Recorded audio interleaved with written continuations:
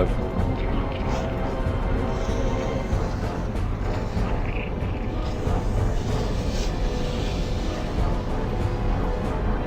Hello everyone, welcome to the stream.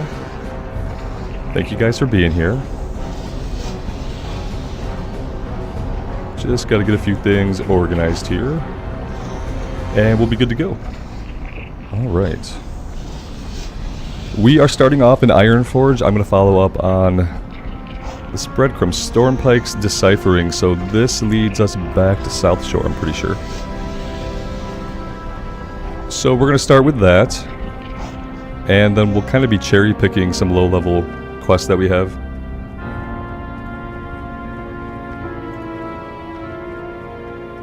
Ye good bueno, hello. Matt, welcome to the stream. Giz, good morning, good afternoon. Red Robin, Whitney, thank you guys for being here. I appreciate it.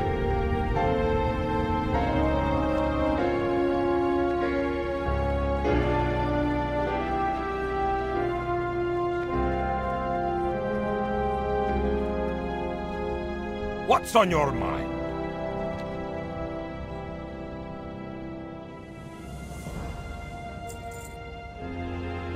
Keep your feet on the ground.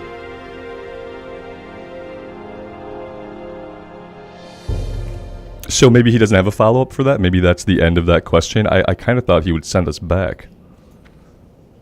But I don't think that happened. Let's see. Oh, we do have a turn-in South Shore, though, down the Scarlet Path that we did over in Desolus. So maybe we come here anyway. We never got the Assassin's Contract.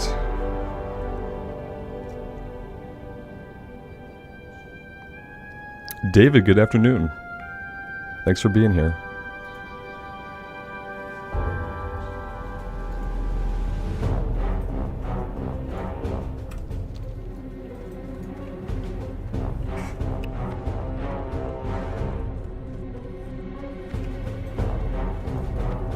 Nash, good afternoon. How was my camping trip? It was okay.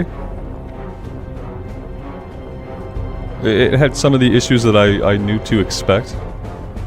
But yeah, overall it was a good time. Happy to be home. But yeah, it was good. Thanks for asking.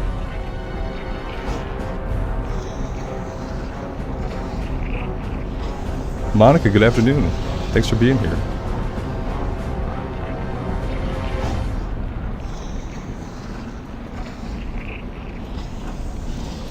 Alright, so I could keep running circles around the Great Forge. We could do that. We could do that for a while and get our cardio in. Or we could go to South Shore. Let's do the second thing. I'm still a little tent lagged. I'm gonna call it tent lag. Because I realized it was 2 nights of about 3 or 4 hours of sleep. And it turns out that like one normal night of sleep after that doesn't quite get you where you want to be.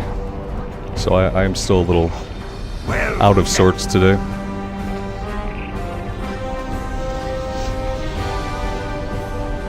See you soon.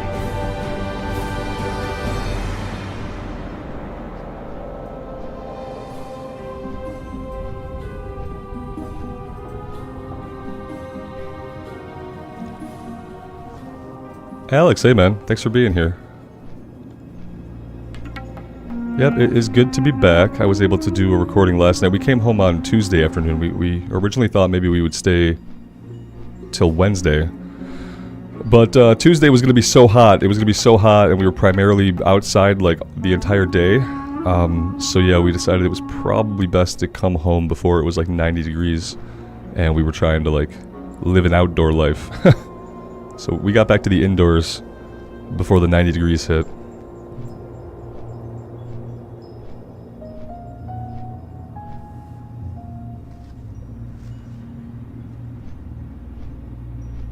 Alex, your YouTube on Chrome is iffy now? What did they make some kind of change? Or is it just being weird?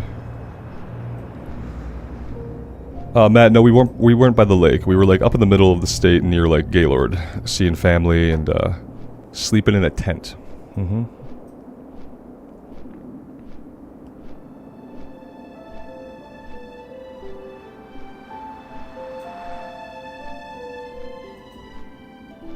So yeah, besides turning this quest in, I'm not really sure what else I'd like to do today. We could run up into the Alterac Mountains and we could check our caves. There's a, there's a rare spawn maybe that spawns once every 27 years.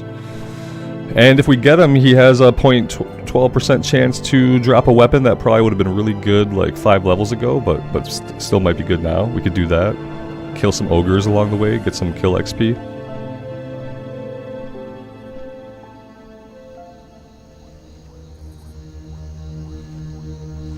Alex, it's sad that you had to use Microsoft Edge, but I'm glad it's working. Red Robin, we could do stuff in Tannerus, but not quite yet. We've done a few things. We did the opening stuff already. The problem with our Tannerus questing is this one right here. We have Shadow Mages and Assassins. So the Shadow Mages have Void Walkers, and the Assassins hang out in stealth, and they often get bugged out in tents. And yeah, it's basically a shit show over in Tannerus at this level, so I want to be like level 47 before I do this. We might be able to get the pirate hats. Even though it's a higher level quest, we might have better luck at the pirate hats. Because I don't think there's Void Walkers over there. I don't think there are a lot of mages. But yeah, I don't really want to go back to Tannerus till we're a couple more levels. Alex, yeah, the camping was okay. It had the same problems that like I thought it was gonna have, but it was a good time. It was good to see family and get to know some people that I didn't know before, and yeah, social aspect of it was, what I expected. the outdoors was about what I expected, and I talked a lot about what I expected the experience to be like, and it was pretty much what I thought. I was happy to be able to come home before it got like super hot. Yeah, it was gonna get really hot Tuesday, and we bailed out because we were spending like all of our time outside, and yeah, but it was good.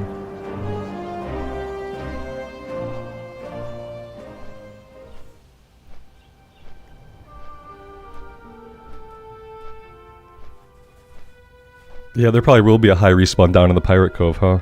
Especially if there's anybody else down there farming them. And typically for the pirate stuff down there, you get into groups and you just go kind of kill the whole area, and it makes it super safe. But obviously, like right now, we can't get into groups. Hey, whenever we get the official hardcore, we'll be able to group up all we want. So it'll make a lot of things. It'll make a lot of things easier. It'll make a lot of things doable that just aren't really doable at the level that you would normally be able to take them on. So yeah, but yeah, for this one, we're probably gonna have to wait.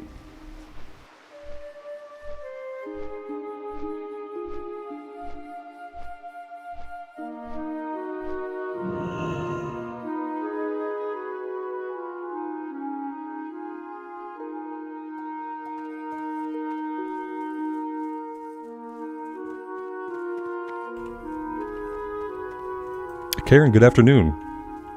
Thanks for stopping by.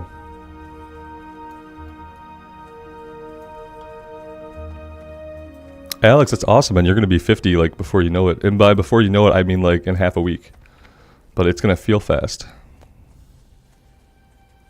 James, you're excited about patch 10.1.5? Yeah. Like, I feel like every patch in Dragonflight has had a lot to get excited about, definitely.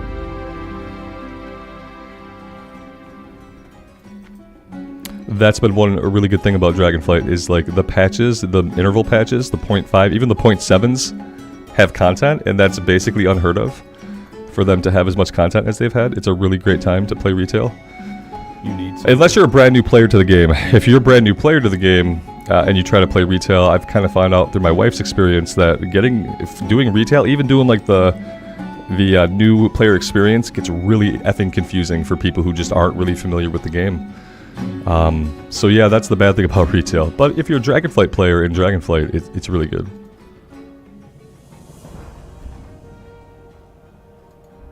Be careful.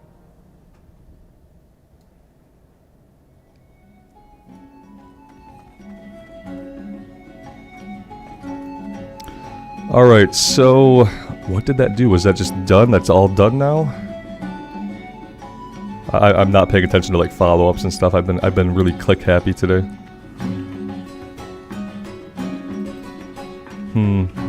Yeah, the assassins showed up one time, and what I did, because it's a hardcore run, is I got jumped by like NPCs unexpectedly, and I took off. because I didn't know what was happening, and I was worried that, like, I was worried kind of that it was another player. I don't know. I, like, panicked and I ran away. And they leashed, and we didn't kill them. The guards killed them.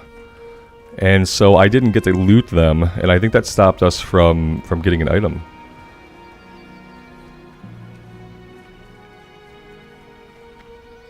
The follow-up was for Scarlet Monastery. Okay. Well, yeah, I don't know that we're gonna do Scarlet Monastery. Yeah, I'm probably gonna have to keep this a dungeonless run, like I kind of originally thought I would. I don't have any good feelings about doing a dungeon at this point.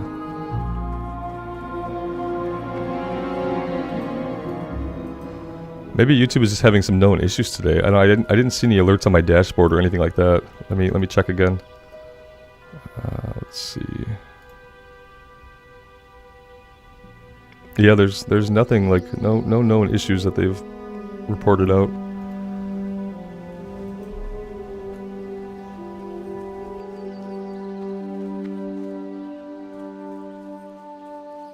All right, let's mount up. Let's go have a look in our caves up here. We'll fight some ogres, and we'll see if we can find our rare spawn.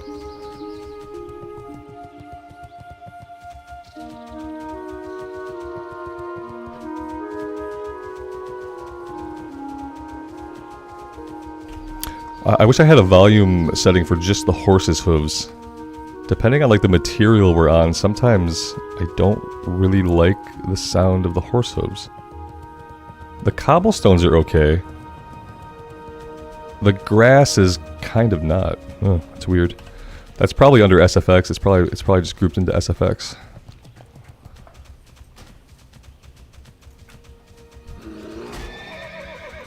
Yeah, it's in SFX. Ugh, okay.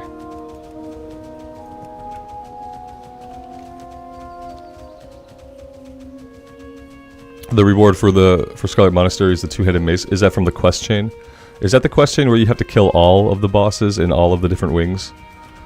Because we'd be kind of at the precipice of really not even being able to do library. I think we have 2 more levels, and then we can't even do library. We'll be too high of a level. Yeah, you know, I will definitely be doing that on the official hardcore servers. Like, we're gonna do that regardless of whether we're a shaman enhancement 2-hand spec or we're a warrior. We're gonna do that one for sure on the official servers. Nerdstrong, thanks for being here. Yeah, it was good. I had a good time. I had the best time that I could have, and we got out before it got, like, super hot. The temperatures were gonna go up by like 10 degrees Tuesday, so we left early on Tuesday. Which was yesterday, it turns out, because I'm tent lagged, so I'm kind of out of sorts. Had just a couple nights of 2 or 3 hours, maybe 4 hours of sleep, which is what I expected. So it's not like it was anything surprising for me. I have a history with tents and not really being able to sleep lots of hours in them. But what I didn't account for is that, like, 1 night of normal sleep does not make up for 2 nights of, like, 0 sleep. So I'm still kind of out of it. Yeah, I'm coining tent lag because it's definitely. I don't think it happens to everybody necessarily, because I think some people can get like 6 or 7 hours in the tent and be fine. That seems to be most people's experience, is that they're just able to sleep like a almost normal amount of time. But I can't. There's always a reason, like, you know, some kind of discomfort or something, and I just can't. I even took melatonin and I still couldn't sleep a decent amount. So yeah, I didn't really get to read a lot. No, there was a lot of family, and we were trying to hang out and trying to eat food and trying to chase after kids, and yeah, I got to read a little bit. When I was having trouble sleeping, I read like the same 5 paragraphs over and over again each time I woke up because I couldn't quite remember them from the last time I read them. So I got stuck in like a loop where I read like the same 5 paragraphs multiple times, because that's like when I wake up and I can't get right back to sleep, I read for a bit. Which they say is terrible. You know, they say like absolutely don't read because that's not going to help your brain go to sleep, but yeah, that's what I do.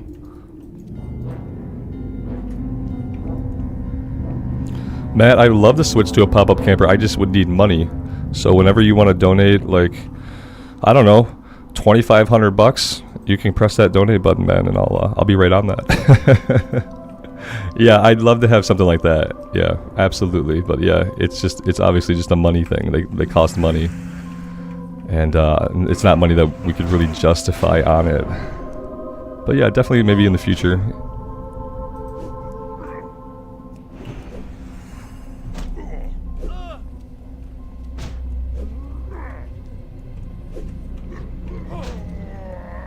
Yeah, I mean, if it was just like infinite resource time, we would just get one of those giant RVs and just drive it, you know, or build a tiny house on the land. It's her dad's property, so if it was like just free resources, there's lots of cool stuff we've talked about doing. Definitely lots of cool stuff we've talked about doing in the future that does not involve a tent.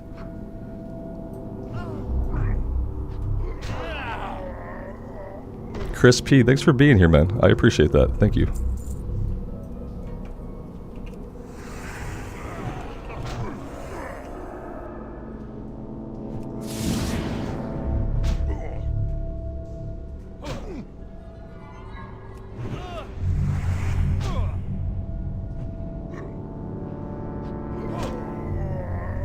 A condo in Maui, David. That sounds cool. I do like the forest. Like I like the woods in Michigan. Like that's one thing I love about Michigan is I love the forest. I love the evergreen forest. I love the deciduous trees. I love the autumns. So I kind of like. It's like, yeah, I'd love to have like a big cabin. And by cabin I mean like, you know, tiny little mansion tucked away in the woods on like a quiet piece of land. I'm not like a beach guy. And I don't really like swimming because if I'm in a lake, there's brain amoebas, and if I'm in an ocean, there's jellyfish and sharks. And to me, that's the RNG in life that I don't want to roll just to have a good time. But I'm paranoid like that, so.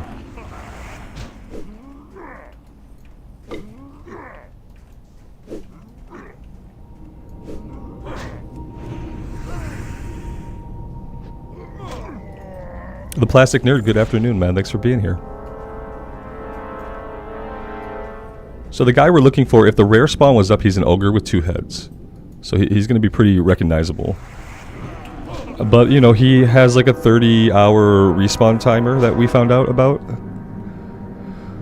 And the problem with these guys is like, they're level 36, so I feel like lots of people get within range of them. We need to hunt rares that are like level 45 and above. That's what we really should be doing. Like if there are any rares with like good drops, level 45 and above, we should hunt those because there's a lot less players above level 40 who could take them on. So a higher likelihood that if they do spawn, they would still be alive. Yeah, Plastic. We're looking for just a ogre with 2 heads. He's gonna drop. He has a 12% chance to drop a weapon, and it probably would have been a really good weapon like 5 levels ago. It would probably be an okay weapon now. It would be an upgrade over what we have.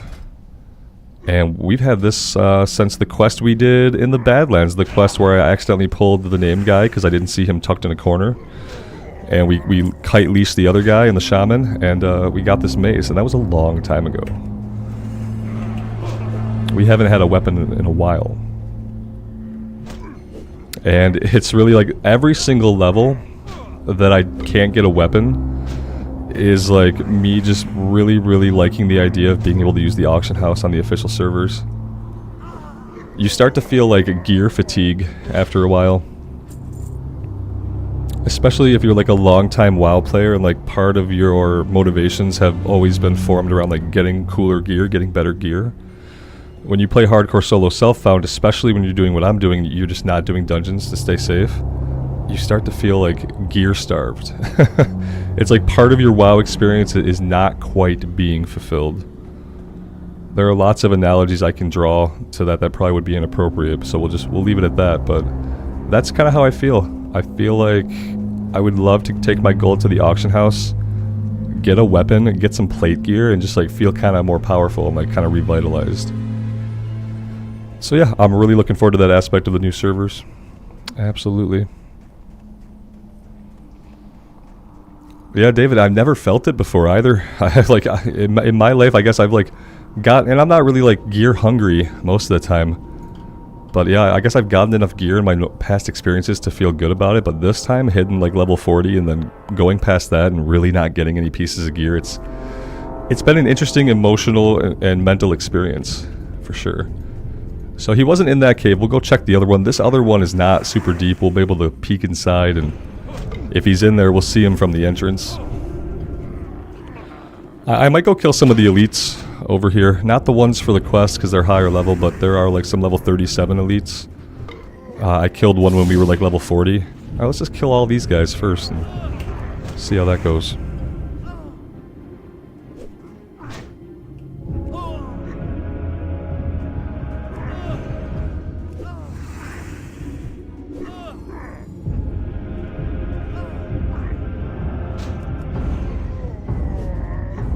Yeah, like even against these guys, I feel like we should be really strong against them because we have quite a few levels on them. But, you know, we're fine, but we're not crushing them the way that I would think that we would if we had an at-level weapon. If we had like a level 40 weapon, we should probably be making these guys go splat.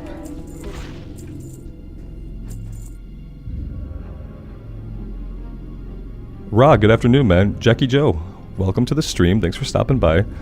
Camping trip went well. Yeah, it went as well as expected. So I didn't get a lot of sleep. We didn't get a lot of sleep. Nobody did.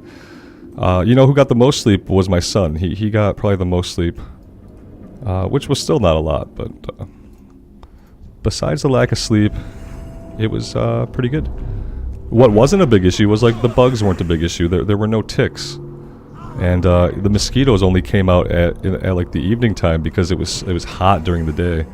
And there weren't like a lot of like forest cover in the area. It was kind of an open expanse of land. And so what wasn't bad was like there were no mosquitoes during the day. They only came out in the evening, and that was amazing.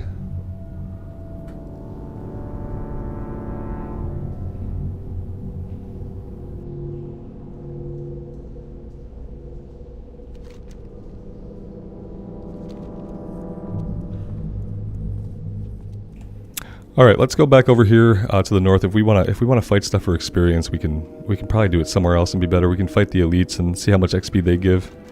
Kind of curious on like how many elites we could kill to equal the amount of experience we get from a quest. That would be good to know. I feel like we're getting what, like 2,500 to 3,000 XP for like an at-level quest. So I want to see if I kill like a level 37 or 38 elite. How much XP would that give me? Like how many would I have to kill to equal a full quest? Because I'd love to just be able to grind on like weak elites.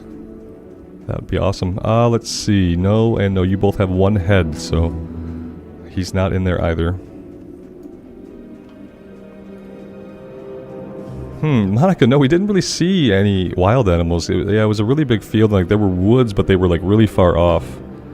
And then there was like a street, not like a super busy street, but there's a road. You know, cars would go down it sometimes. But we didn't see any deer or anything like that. There were lots of crickets. My son loved hunting the grasshoppers and crickets and stuff like that.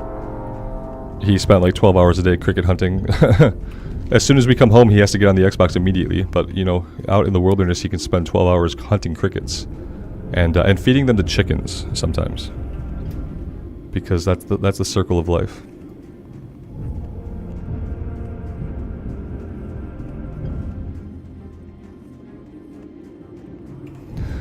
Matt, what am I thinking about rolling on the official hardcore servers? I'm thinking about a shaman, but honestly, I'm also kind of thinking about a warrior. Now that I know we're not solo self-found, now that I know we can group up in the open world, now that I know we're going to have the auction house, and we're going to be able to trade, and we're going to be able to do dungeons more than once, now that I know all that stuff, the warrior kind of came off of my no-fly for hardcore list, and I'd love me a warrior.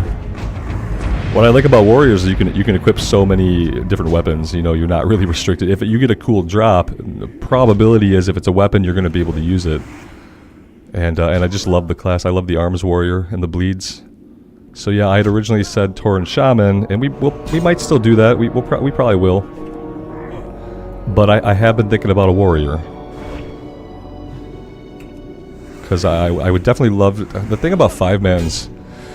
Is that if I'm going to do a bunch of 5-mans, I kind of need to be the tank. I kind of need to be the tank.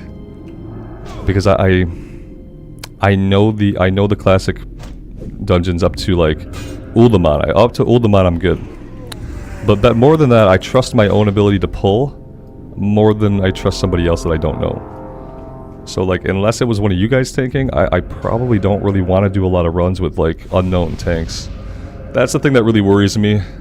I guess as like a shaman, we could go heals, but like I'm not gonna spec heals. I'm gonna spec enhancement.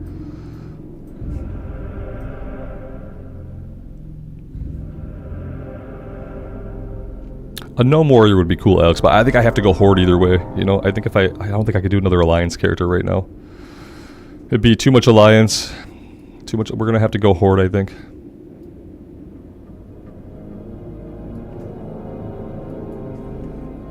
$16-bit elder. It kind of depends on like the version of the game you're talking about. If you're talking about retail, like any class is viable.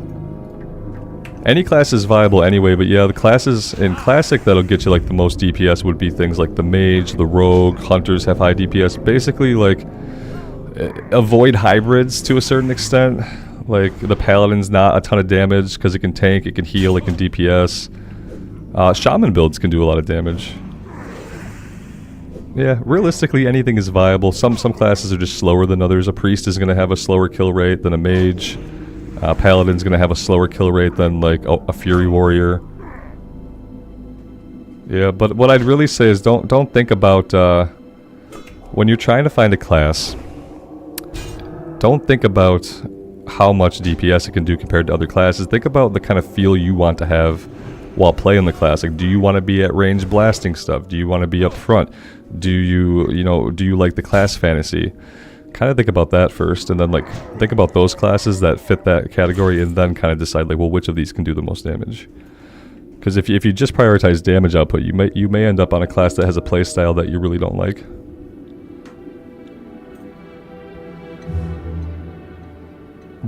Yeah, that's a good one. Like Rogue if you want melee, Mage if you want range, but like also you can go Hunter. So that's like, what flavor of range do you want? And that's why I say like think about class fantasy. Like, do you want to be a magic user? Do you want to use like melee weapons? Do you want to use a big two-hander? Do you prefer two daggers? Like, kind of think about the class fantasy, because it's gonna be important to like that class fantasy and the play style when you're like 100 hours in. These guys are going down pretty easily. You know, I haven't been paying attention. We're getting 550 experience. Oh, we're getting rested XP. You're getting 550. We're getting 560 plus 280 rested. So we're getting like a lot of XP per kill. This seems like it would be worth it to farm.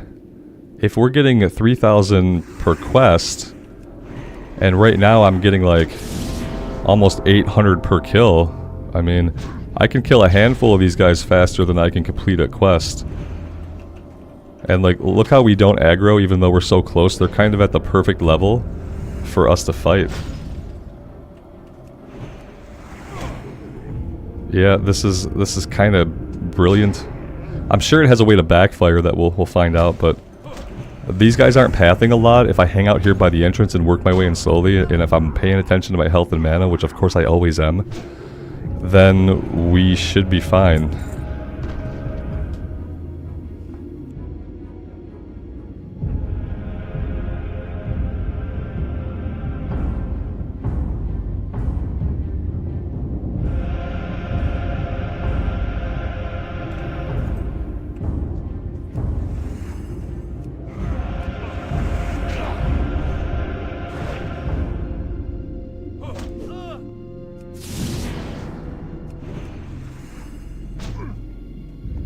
Yeah, Hunter is a good class, especially if you are new to the game. It's going to give you some survivability options, and just having a pet that can tank the enemies for you while you're kind of figuring things out is super useful. And if you go Beast Mastery, like, your pet does a lot of your damage.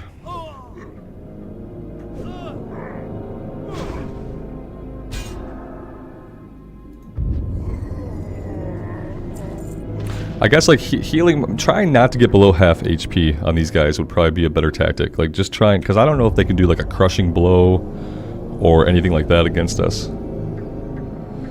So maybe I should do that. Like if we drop below half HP, I'm gonna heal myself, and we have to make sure that we have the mana to do that, and I have to make sure that I'm paying attention so that I actually do it.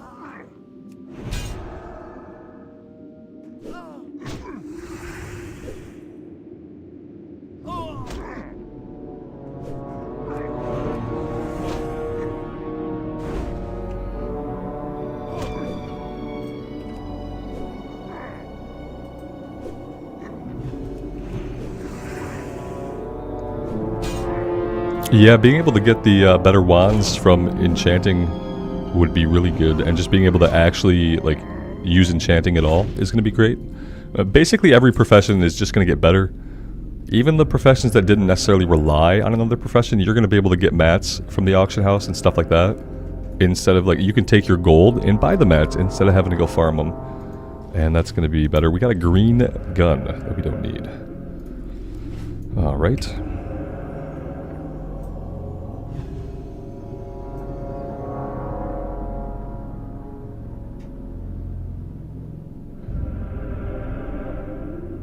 Ra, what do you feel about the new classes? For me, they just like, they're cool. Like, I like the idea of the evoker. Playing it was a little challenging for me. I never felt like I was doing the right thing. But they just feel so different than the classes that existed from the get-go. Not so much the Death Knight. The Death Knight kind of fit in once they got its power level like balanced out. But like, starting with the Monk kind of, but then more the Demon Hunter, and then especially the Evoker, it's like they don't actually feel, they feel like MMO classes to me, but they don't necessarily feel like WoW classes the way they play, the way they feel. They're very unique, you know.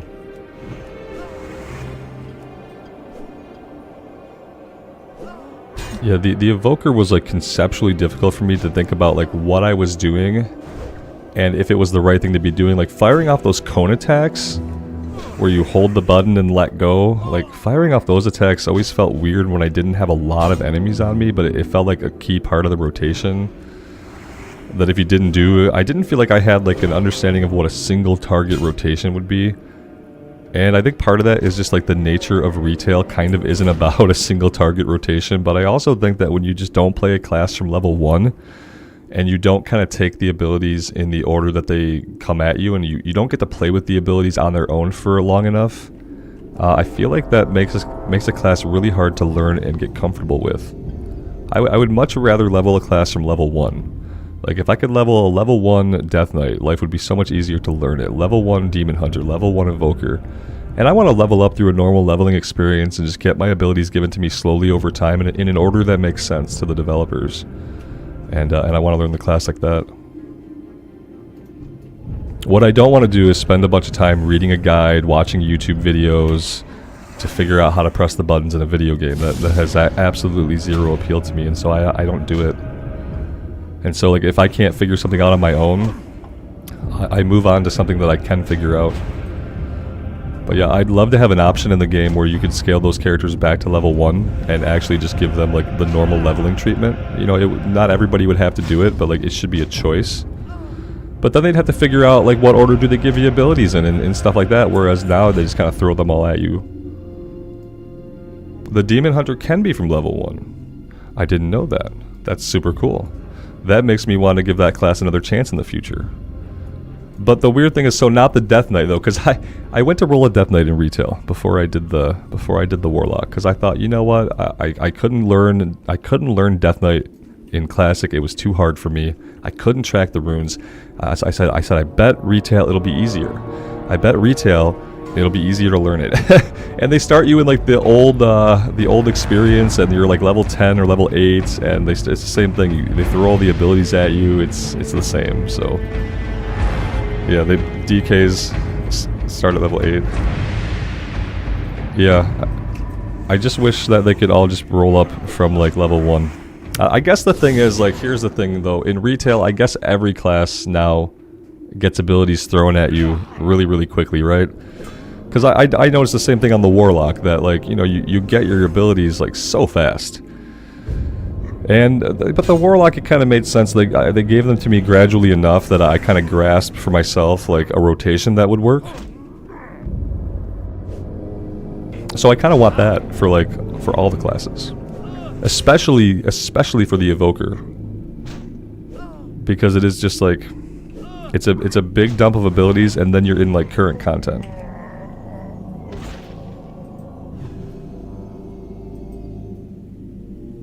But yeah, I guess realistically, like, the design of retail is to just give you all of your abilities, just boom, here's a bunch of abilities.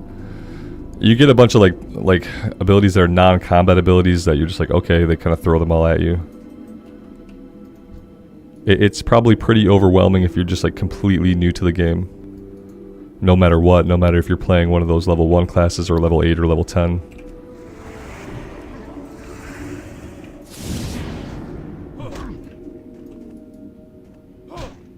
I always felt like from back in the day, like even when the Death Knight came out, I felt like there should have been a way to just level from level 1 as a Death Knight. Because I feel like even in Classic, like that would have helped me come to terms with like how to track my runes and how that stuff was all working together.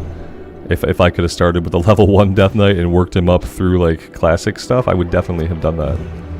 If there had ever been an option to do that, that would have been, you know, most people would say, oh no, take the level 58. It's like, no, I want the level 1.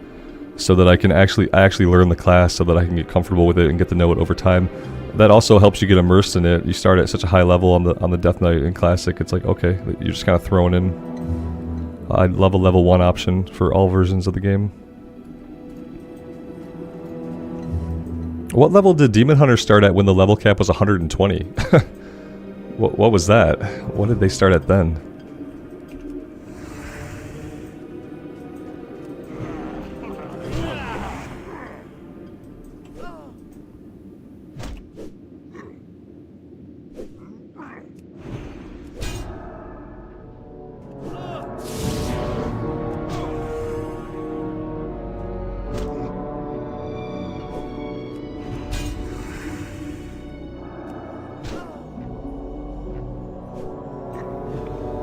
At 88, yeah, I mean it must have been something pretty high up there.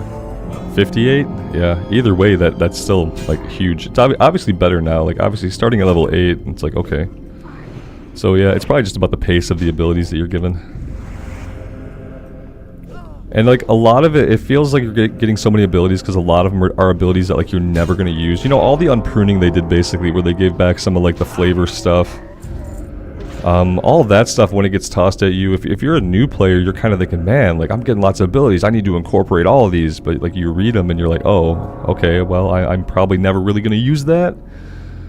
Kind of wish it didn't just like throw it on my bar for me, and now my bar is filled up with like abilities that like I'm mostly not going to press. And since they throw so many at you, like a new player would have trouble discerning like what would be an important button and what is not. It's almost like the game is basically designed with the assumption and the thought that you will go refer to a guide on Wowhead. That's how it's kind of designed, it feels like. They're going to throw all this stuff at you. If you want to know how and when to use it all properly, we are going to assume that you will go look up a guide, because what you're not going to have is a lot of time to practice and learn it, especially on some of the classes that start at a higher level.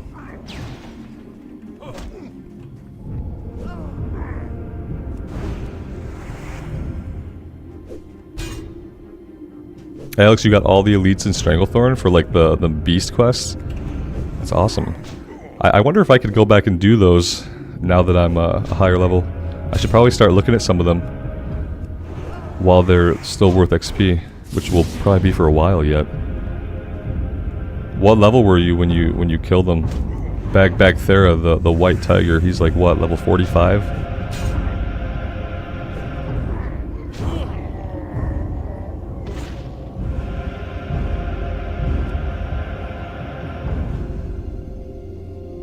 Oh god, Demon Hunter was 98?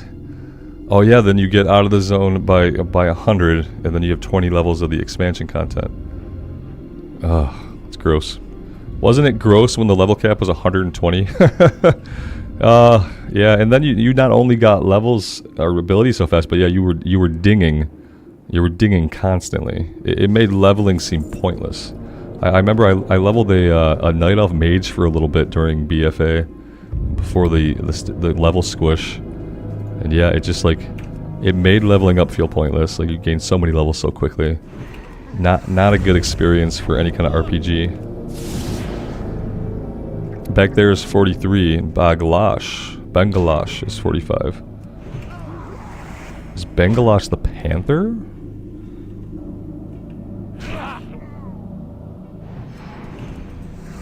You can tell I don't often do those quests. Even in other modes of the game, I don't always do them.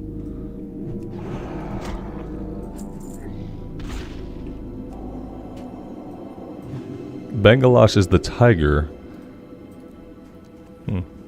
Yeah, I'm gonna go check them out eventually here. We'll probably want to wait until like level 48. Maybe we can do it then. Level 47 elite, maybe not. Level 45 elite, yes. Level 43 elite, probably. Around level 48. These guys are not bad. I haven't put a lot of thought into where we should quest or when we should quest, but if we're getting, oh, so we're getting the 560. The 560 is the total that we're getting. We're getting 280 for the rested. Okay, that's still, you know, 6 guys. We kill 6 of these guys. We've got the experience of a at-level quest. I feel like that's pretty good. And they're not super scary, and they're not like super congested in here. They don't have a lot of patrollers. Pretty good farming spot. We probably could have started farming here at like level 41 or 42, especially if we had had like a little bit better gear on us.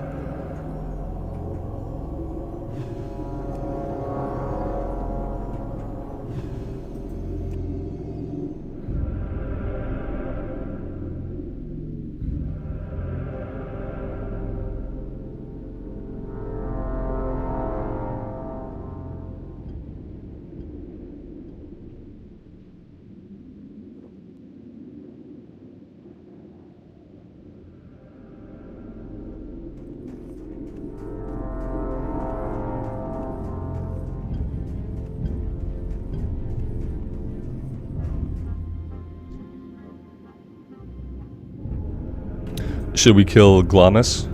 He's a named guy. There's probably like a wanted poster to kill Glamis that I just don't have. Though I didn't see anything. And the Crushridge Warmongers, they're like level 38, 30. Oh no, these guys are 39. In the Ruins of Alterac, I forget what level they were. We kind of peeked at one of them once to check their level, but I completely forgot what it was.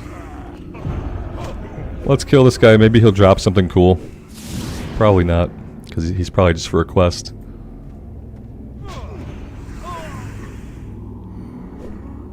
Oh, he hits a little bit harder than the other guys. I'm going to pop a heal here in a second.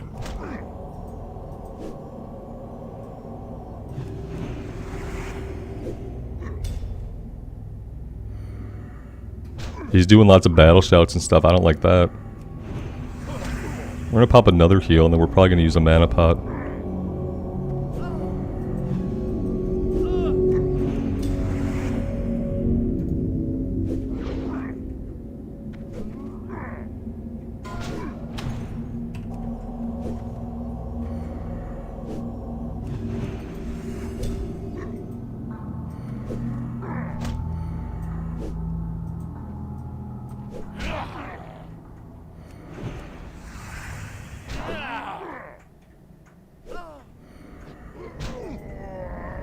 That was a little bit sketchy, but we got him.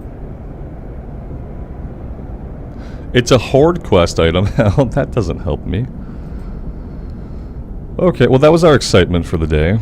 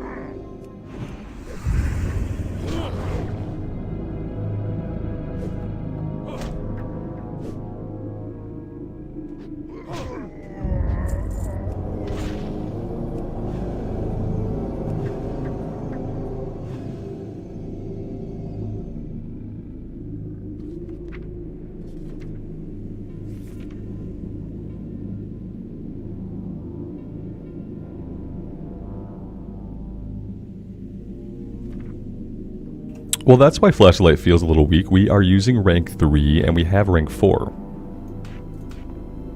That's better.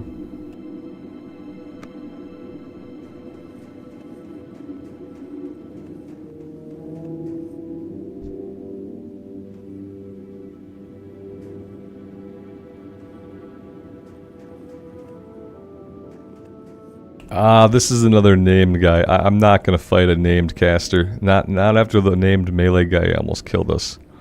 I am going to avoid him. Well, I am gonna walk back here and come back towards the entrance. We'll fight this guy over here and we'll make sure that the way out of this place is actually cleared, because yeah, right now it's not.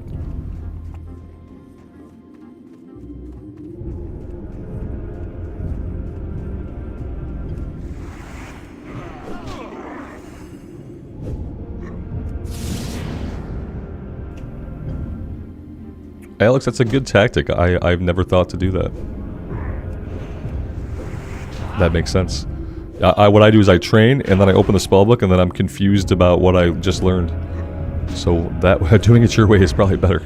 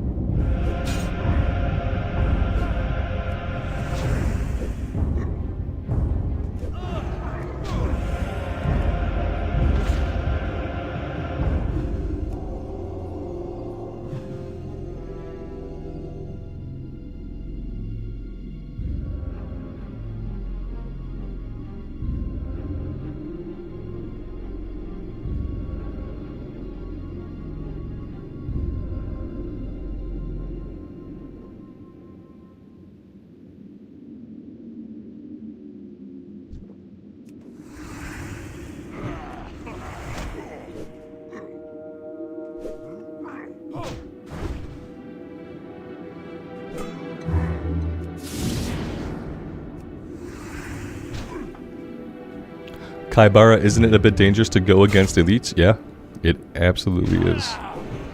I killed one of these guys when I was like level 41, and they just seemed like an easy target for farming. And they give a lot of kill XP, so like if I'm being careful, which I am not always being careful, but if I am being careful, then they're pretty simple. Yeah, they don't pose a huge danger to me as long as I'm actually being attentive. Now, yeah, the danger is that you become complacent, you let your HP get too low, you take a big crit, you can't get your heal off in time, and you die. It could go that way for somebody. It's not going to go that way for me, but yeah, I would not advise fighting elites. The Paladin is probably one of the classes that can do it. There probably are classes that can do it, and there are probably classes that can't do it. That might be the case. But we're higher level than them too, so that helps always. Also, I'm gonna do my fortitude here, as well as the scrolls. That'll help us a little bit. Just give us a little bit of an edge. We can't use that one. We got intellect right now. There we go.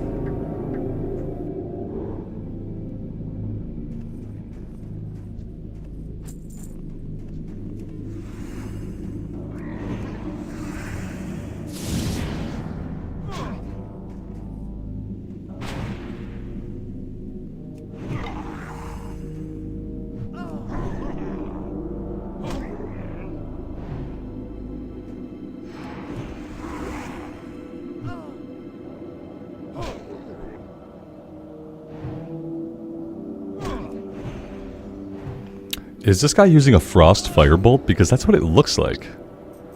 Doesn't it look like frost firebolt? Huh. Yeah, it looked like fire, and it looked like blue and red kind of mixed together. Which reminds me of in Wrath of the Lich King when the mages got the frost firebolt.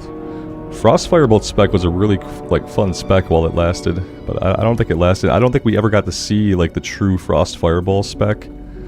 Because we got patch 3.3 when we got Wrath released. But I remember playing a Frost Firebolt spec in Nax originally. Like my first couple of times in Nax was on a mage with Frost Firebolt. It's pretty cool.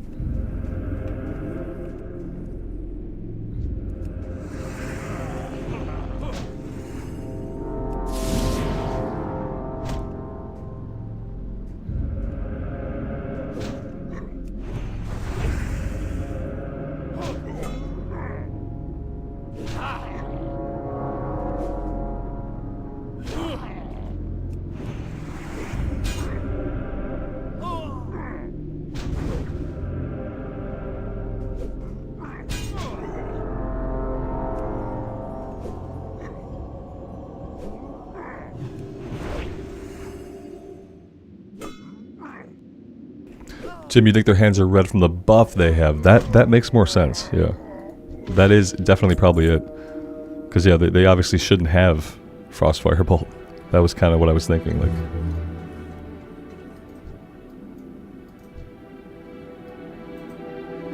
The good thing about whatever they're casting at us is that it doesn't deal as much damage as like a standard Fireball or Shadow Bolt. Both of those tend to, like, you know, destroy us.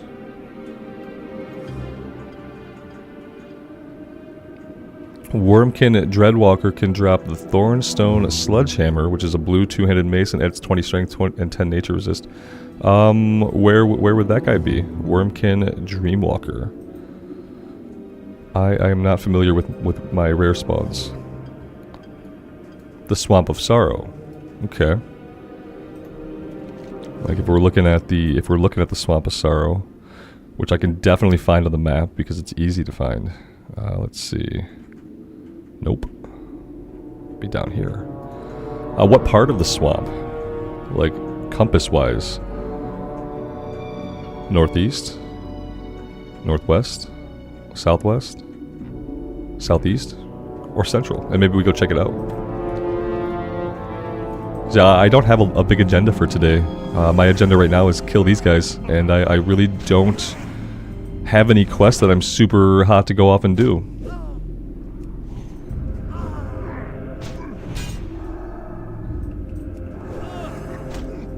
West around the lake. Okay. Yeah, I'd be fine to head down there at some point and do a little look around.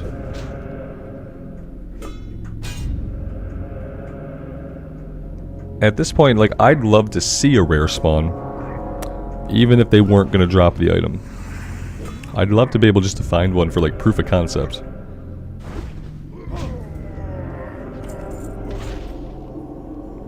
He's a green dragonkin. He's elite, I'm assuming? I'm assuming he's elite, but maybe not.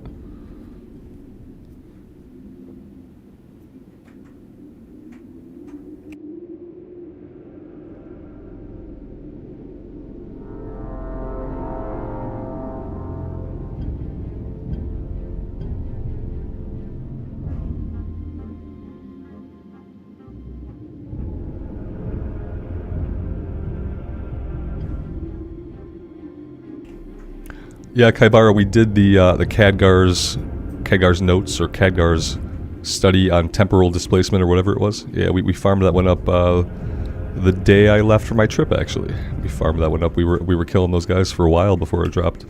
It was a good grind. We actually had a scary disconnect on that stream where, like, I had a little internet hiccup that I didn't actually see tracked anywhere else, but we lost connection while fighting those guys. And thankfully, when I came back into the game, the auto attacks had killed the guy.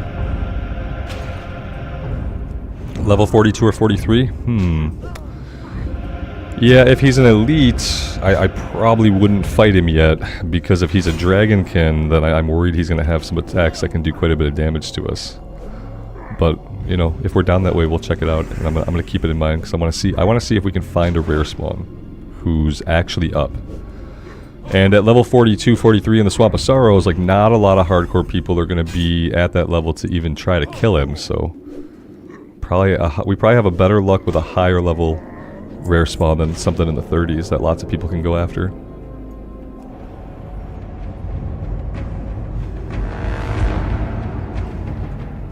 Now the question is, like, I did that quest. The question is, did I ever turn that quest in? I didn't. We still have the quest. Yeah, I never even turned it in. We don't really get anything out of it anyway besides the experience, so I'll just hold on to it till we happen to be in Stormwind next. This doesn't chain into anything, does it?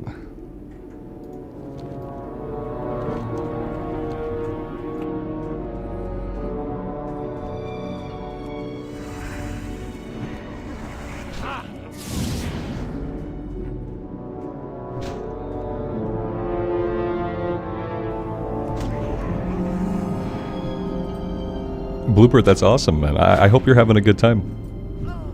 Yeah, WoW's in a really good state right now. I feel good these days when people start playing WoW. Retail has some problems, like onboarding players. I think they could do things to tutorialize a little better. But the game in all of its versions are in a really good state. So it's a cool time to jump into the game, and you get 3 versions of the game for your single sub. So that's cool too, having 2 different classic eras and then having retail to play. Yeah, when we were back in like the Shadowlands days, I felt kind of bad when people would be like, "Oh, I'm getting into the game." I was thinking to myself like, not a good time. But yeah, here these days it's a really good time.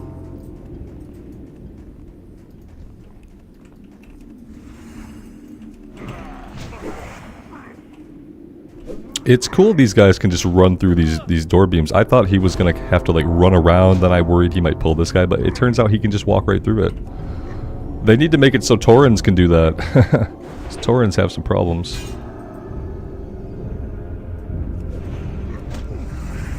Yeah, the BFA leveling has some issues. You know, the BFA zones are beautiful, but what I realized with my wife started a retail run recently after just playing Classic. And what I realized about retail is like Exile's Reach is okay, then they try to get you into BFA content, and there's like so many potential things that a new player can do wrong that can make the BFA content kind of suck and like make getting into the content kind of difficult. Because yeah, the game just kind of says like, here you go do this. It says to go do a certain thing, but it also gives you all these other things you can do and all these other quests you can take. And then you can talk to Chromie, and then she gives you something. It's a lot of stuff. It's a lot, I feel like, for a new player. And it doesn't necessarily lead you down like the happy leveling path. You have to kind of like find a way to get there. And like as a new player, you know, you might not know that you can just go to talk to Chromie. You can let her, she can let you do anything in the old world. You can level in the old zones. You can literally go to any expansion content you want to. But the new player experience funnels you into BFA. You know, I kind of wish they would have just left you in Northshire Abbey, or the, you know, the original starting zones, kind of.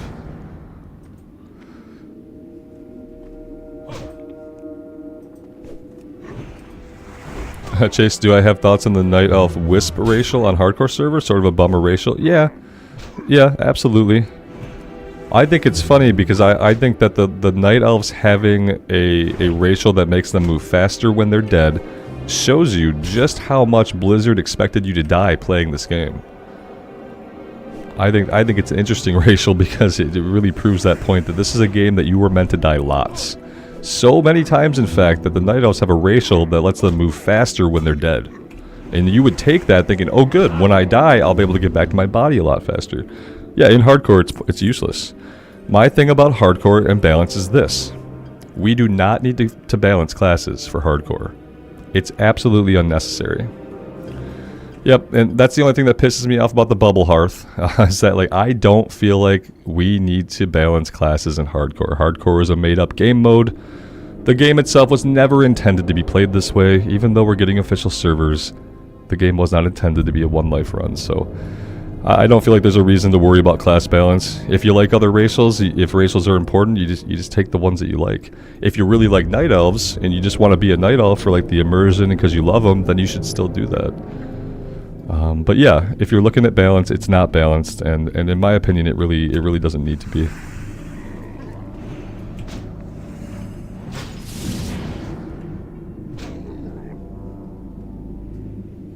But saying that, I understand that's probably not a very popular opinion. A lot of players of MMOs, especially these days, they want everything to be perfectly balanced. They want everything to be as viable as everything else, basically. Even if it's not balanced, there's like the sense of like viability when another race or another class has too many things that others don't.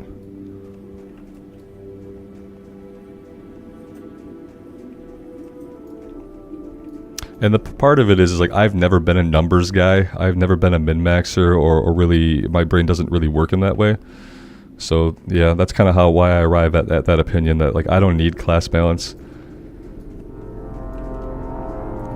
I think that what happens sometimes, and you know what can happen sometimes, is like striving to make things too balanced is kind of why all the racials in retail are super boring, or they're just kind of like toys. They don't really impact like player power at all and stuff like that. They're either boring or they're little toys, like you know how the Volpera can like set their Hearthstone in a tent that they set up. You know, that's cool, but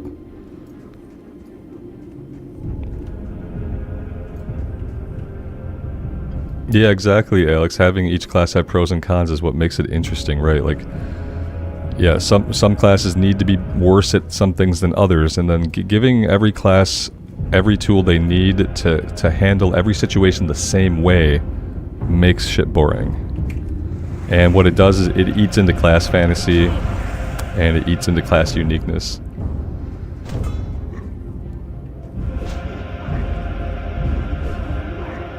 Yeah, Ghost. What I realized, and it took me a long time to realize this. I only realized it like three or 4 days ago, basically.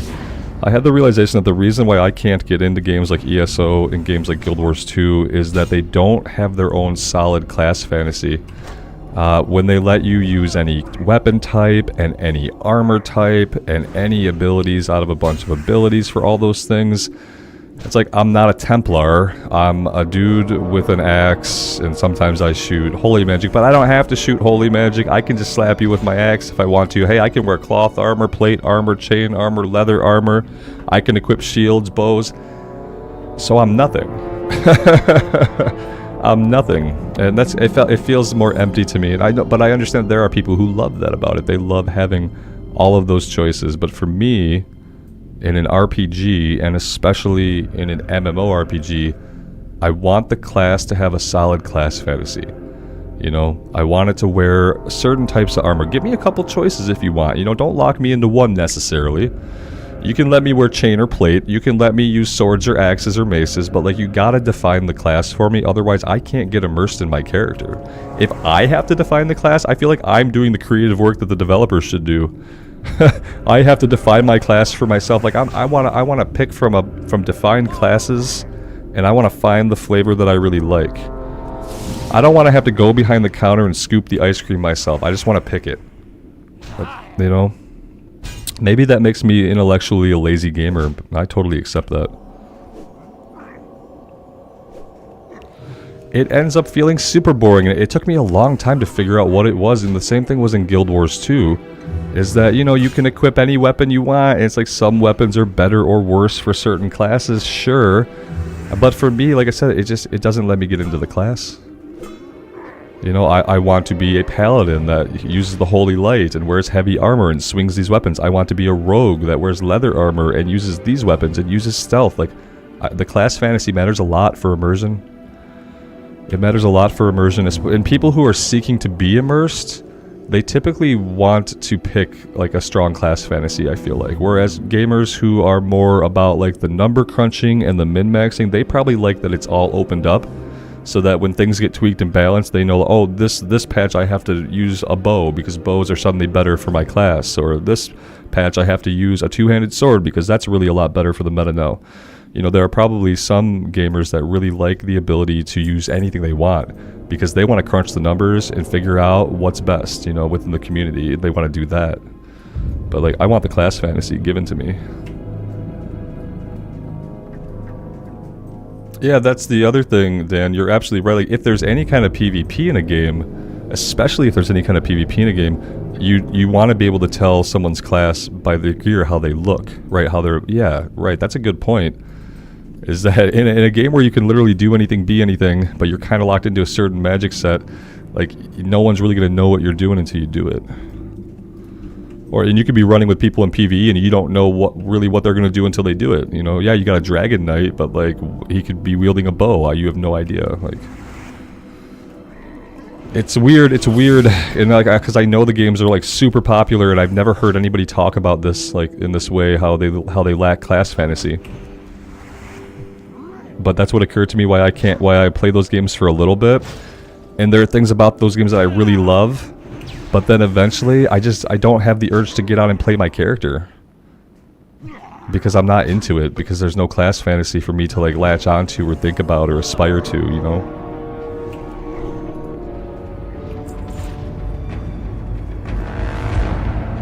Yeah, so why is my Necromancer able to be a healer? Right, and I did try a Necromancer run, and I remember this. I did a Necromancer run like a year and a half ago that didn't get very far. And I remember asking the question, like, okay, I'm a Necromancer. It seems like I can equip any freaking weapon. What am I supposed to do? And, you know, people basically said, well, you can do whatever you want. And I'm like, no. I want to be a Necromancer. what do I do? Like, in my mind, yeah, I have an idea what a necromancer is. Like, in my mind, a necromancer wears cloth. In my mind, a necromancer focuses on necromancy, and they probably have a staff or something, but that's not really how ESO is. Like, I can build that character, kind of, but that's not what every necromancer is, and that might not be the best way to play a necromancer. Because there's probably a meta.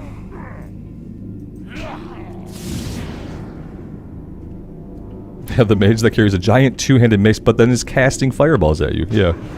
It's like, okay, that's interesting, I guess, but it's not the kind of immersion that I want. And so that's why I fall out of those playthroughs. And it took me years to realize it, you know. I had 3 or 4 Guild Wars attempts. I've had at least the 2 ESO starts, and they don't stick. And it took me till this time around to really figure out why.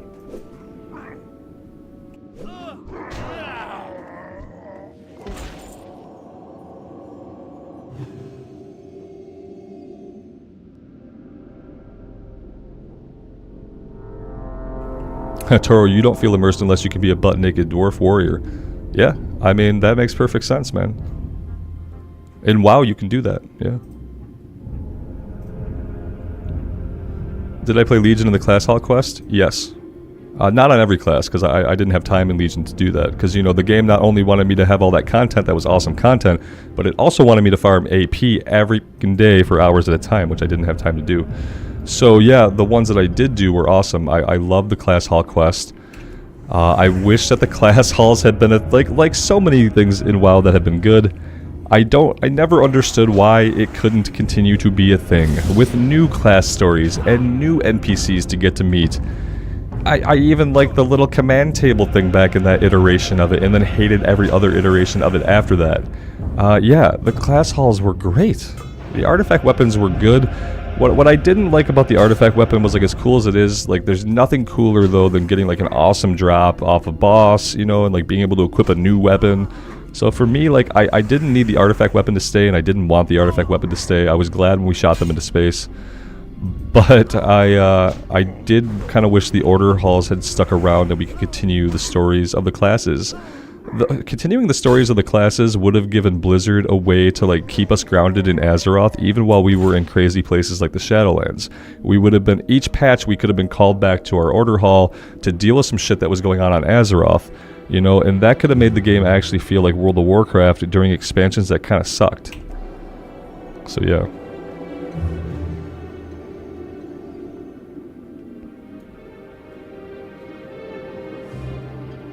Yeah, I was a Paladin, so I did the Paladin one. And I started a couple other characters in BFA, but I didn't have the time to level all the characters to see the order halls. I guess those quests are probably still in the game. I mean, you could probably do a Legion run, and maybe you could do the order halls, but part of me thinks that maybe they're just totally broken by this point. I'm not sure. I am not sure.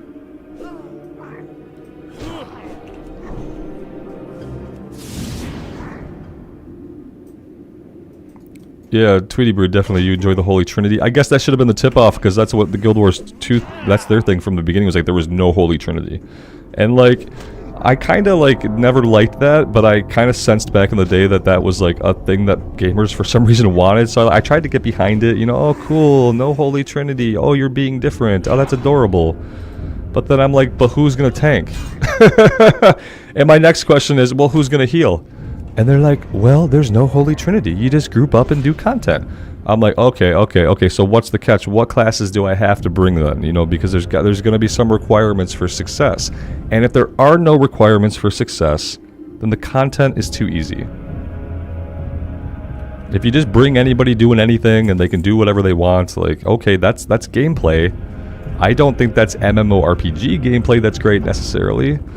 Because I kind of like how in a game somebody has a role to do. You know, I like role-based things. I like class fantasy. I like having a role to fill. And there are so many ways to do roles. You can do support. You can do healers. You can do tanks. You can do range, melee. Like, but it's good to have a role, and it's good to have that gives you like a playstyle that you love that you can kind of get to learn. And when everything is kind of role-less, I don't know. I just wonder how people get into their characters in that way. But, you know, for everybody, you know, getting into the character is not as important as just playing the game, I guess.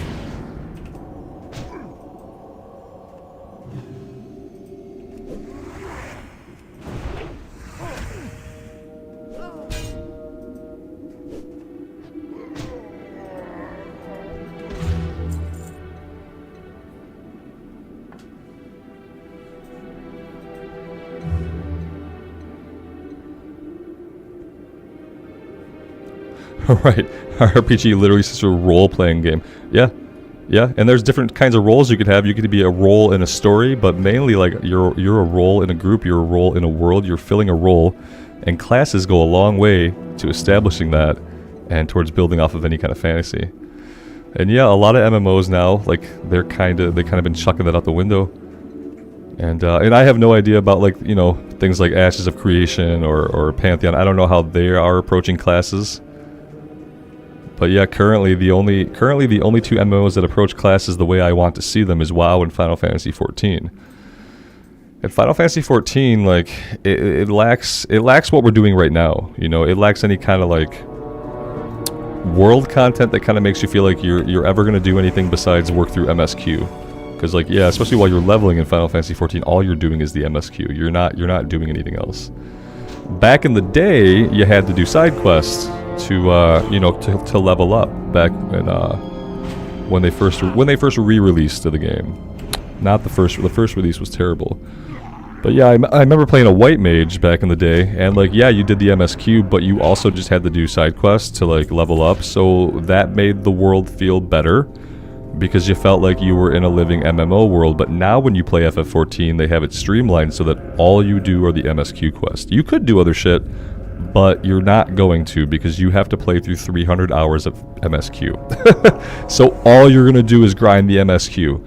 And I found that by doing that, it's kind of boring. Even as good as the MSQ is, the gameplay gets boring because you're just doing these really short, really easy quests. You're not going off and like exploring the world and seeing what that cool building is over there or talking to those NPCs because you don't have to do the side quest.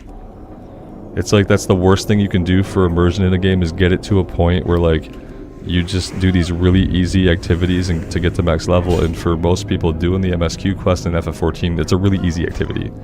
Every once in a while you have to do a dungeon, but it's at a point where you do the dungeon, you pound your keys, you are victorious. So yeah, the other MMO that has really strong class fantasy, I can't really play it because it's like parts of it just aren't fun or interesting to me, even as good as the MSQ is. Miles, welcome, man. Thanks for being here. We tent camped, so the break was it was a good break. We got to see family and stuff like that. It was awesome. The sleeping in a tent part of it was obviously like not awesome. But yeah, we're back now. So I have tent lag still. I have probably like one more night of solid sleep. I should be over my tent lag.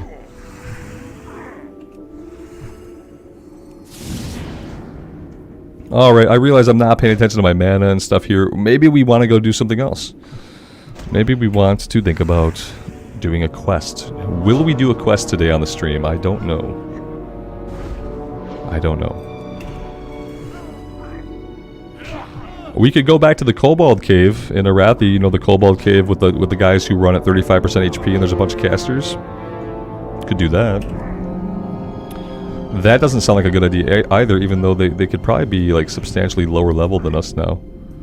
Could make it doable. Alex, especially in retail, I'd love for them to open up all races for all classes. I feel like so much has happened in the World of Warcraft that we can basically justify, like, canonically any class, any race being any class. Though I guess, okay. Alright, yeah, that's what makes it hard. You know what makes it hard? The Druid and the Shaman kind of make it hard. The Druid and the Shaman make it harder than it needs to be. The Druid, because, like, yeah, does it make sense for an undead to be a Druid? Not really. They could probably figure it out. But also then you got to make druid forms for every single race. So I guess like things like the druid are why we're never going to see that. Now what they are going to keep doing, I think they're going to keep opening up more and more classes to all races. But I think there will always be classes like the druid and the shaman that they won't give those to all races. Paladin, I feel like every race should be able to tap the holy light. If you look at priests especially, they can already be warriors and they can already be priests, so there's no good canonical reason why an undead should not be able to be a paladin.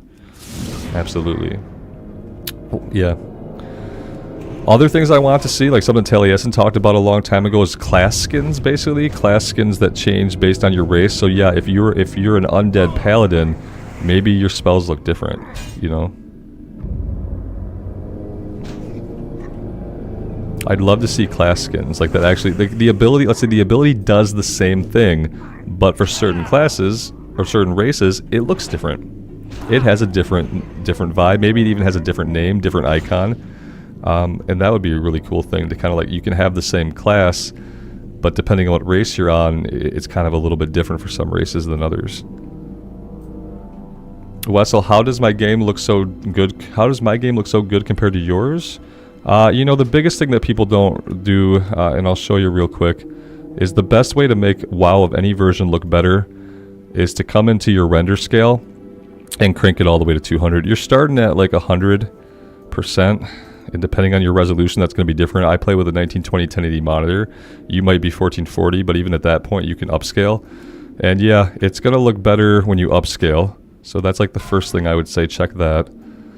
Max that out. Other than that, I mean, especially in Classic, there's not a lot of things. Make sure your vertical sync is enabled so you're not getting like screen tearing. And yeah, mainly just your render scale, you want it to be all the way up.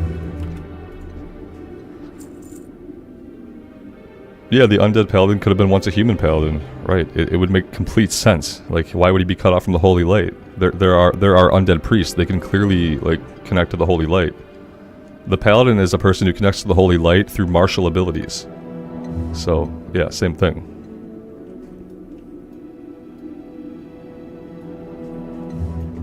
Yep, I think we will see stuff like that, definitely. I just don't think we'll see druid. I don't think we'll see shaman. And that's basically it. I think those will be the only classes that kind of get restricted. And like maybe we'll see a couple more over time, but because of the work they have to put in, if they did that for the shaman, they'd have to redo the totems, so they'd have to have totems for every race. Not as heavy of a lift as making like, you know, a bunch of different forms for every race. Not as heavy of a lift, but still quite a bit of thought and art and development for that one.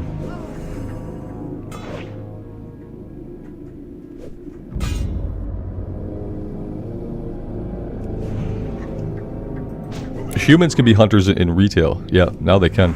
I think Hunter, didn't they open Hunter up to everybody? Which ones did they open up to everybody? Mage, rogue, priest, warrior, and I thought hunters now. I know you can be a human hunter, and I know you can be a gnome hunter. So I feel like we finally got to a point where hunters can be for all races. But I want human hunters in Classic, because I don't understand why humans were not able to be hunters from the get-go. Hunting is something very basic. Basically every race that learns to thrive or exist with any kind of society at all has learned to hunt at some point in its evolution. It's basically impossible for a society to come to be unless you learn how to hunt at some point. So yeah, it was always kind of weird that like humans couldn't be hunters from the get-go.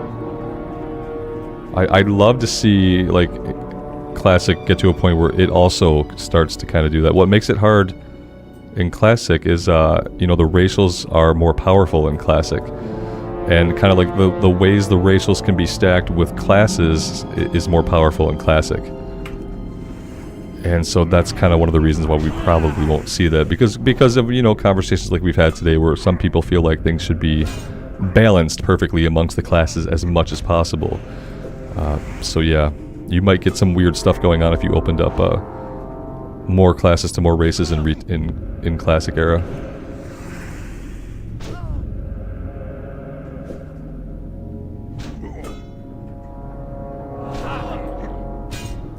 A Mechanum Hunter with 2 mechanical pets? That sounds really freaking cool. Yeah, like the robot cats. I always wanted to catch a robot cat on my Beast Mastery Hunter, and I never did. It's sad.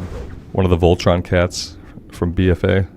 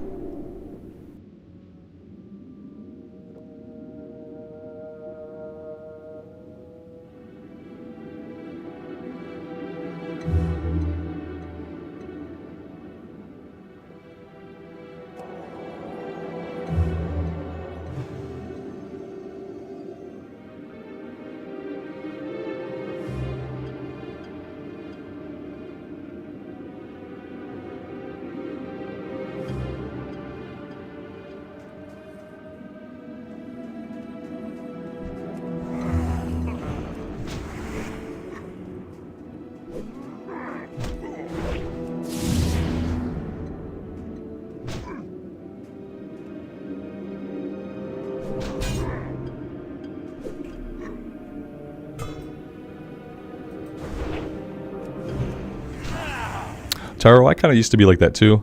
I used to think even things like I wanted no changes in Classic and stuff like that back in the day, but yeah, over time I've seen that like giving people the ability to do more things in the game is only a benefit to it.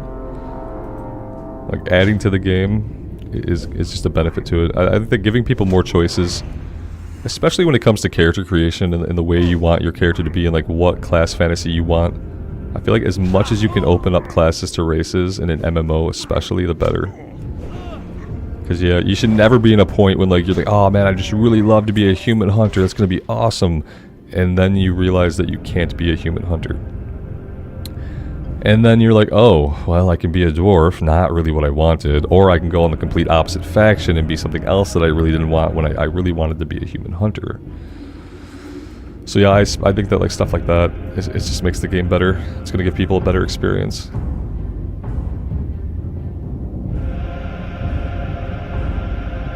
JT, I'm well. Thanks for asking, man. Appreciate it.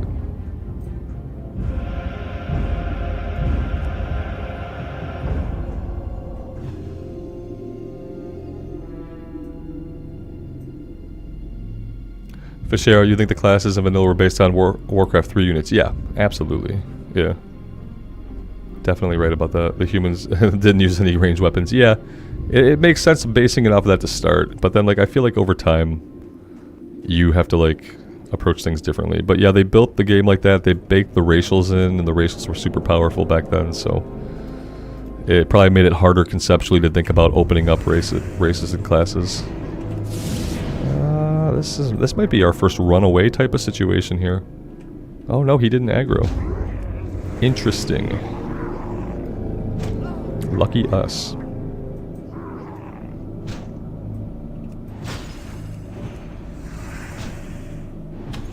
Whatever spell he is flinging at us, these guys are super weak against us. It's like the first mage I've ever come up against that just wasn't doing a lot. I guess we're resistant more to frost damage than to fire or shadow.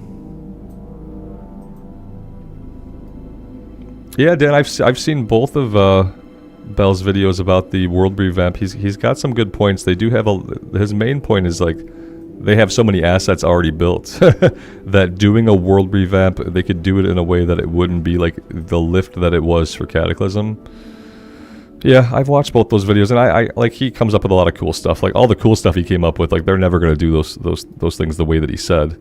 Like as cool as it was to hear his like ideas on what they could do with the different zones, but I do feel like they'll probably do some kind of world revamp eventually. Eventually, they're gonna have to, and they know they're gonna have to. And if they want to release Cataclysm Classic, then they have to do their world revamp first, or they have to have at least announced the world revamp. You know what I mean? Like, I think that's the only way you get away with doing Cataclysm Classic and daring to call it Classic.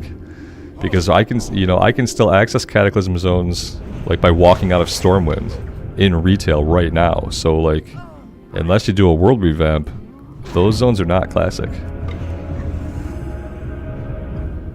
Yeah, I'd love to see it. I'd love to see a world revamp. I'd love to see it done in some of the ways Bellular talked about.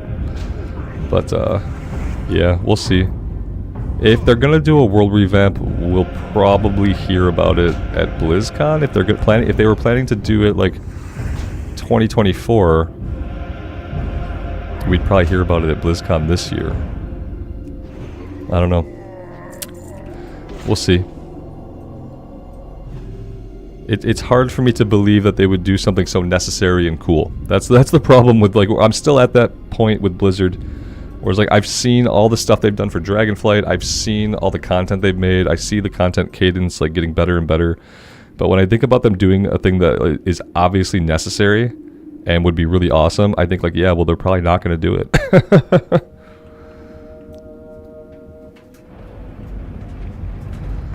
But they're probably not going to do it. And if they do it, you know, who knows if it'll be what we want.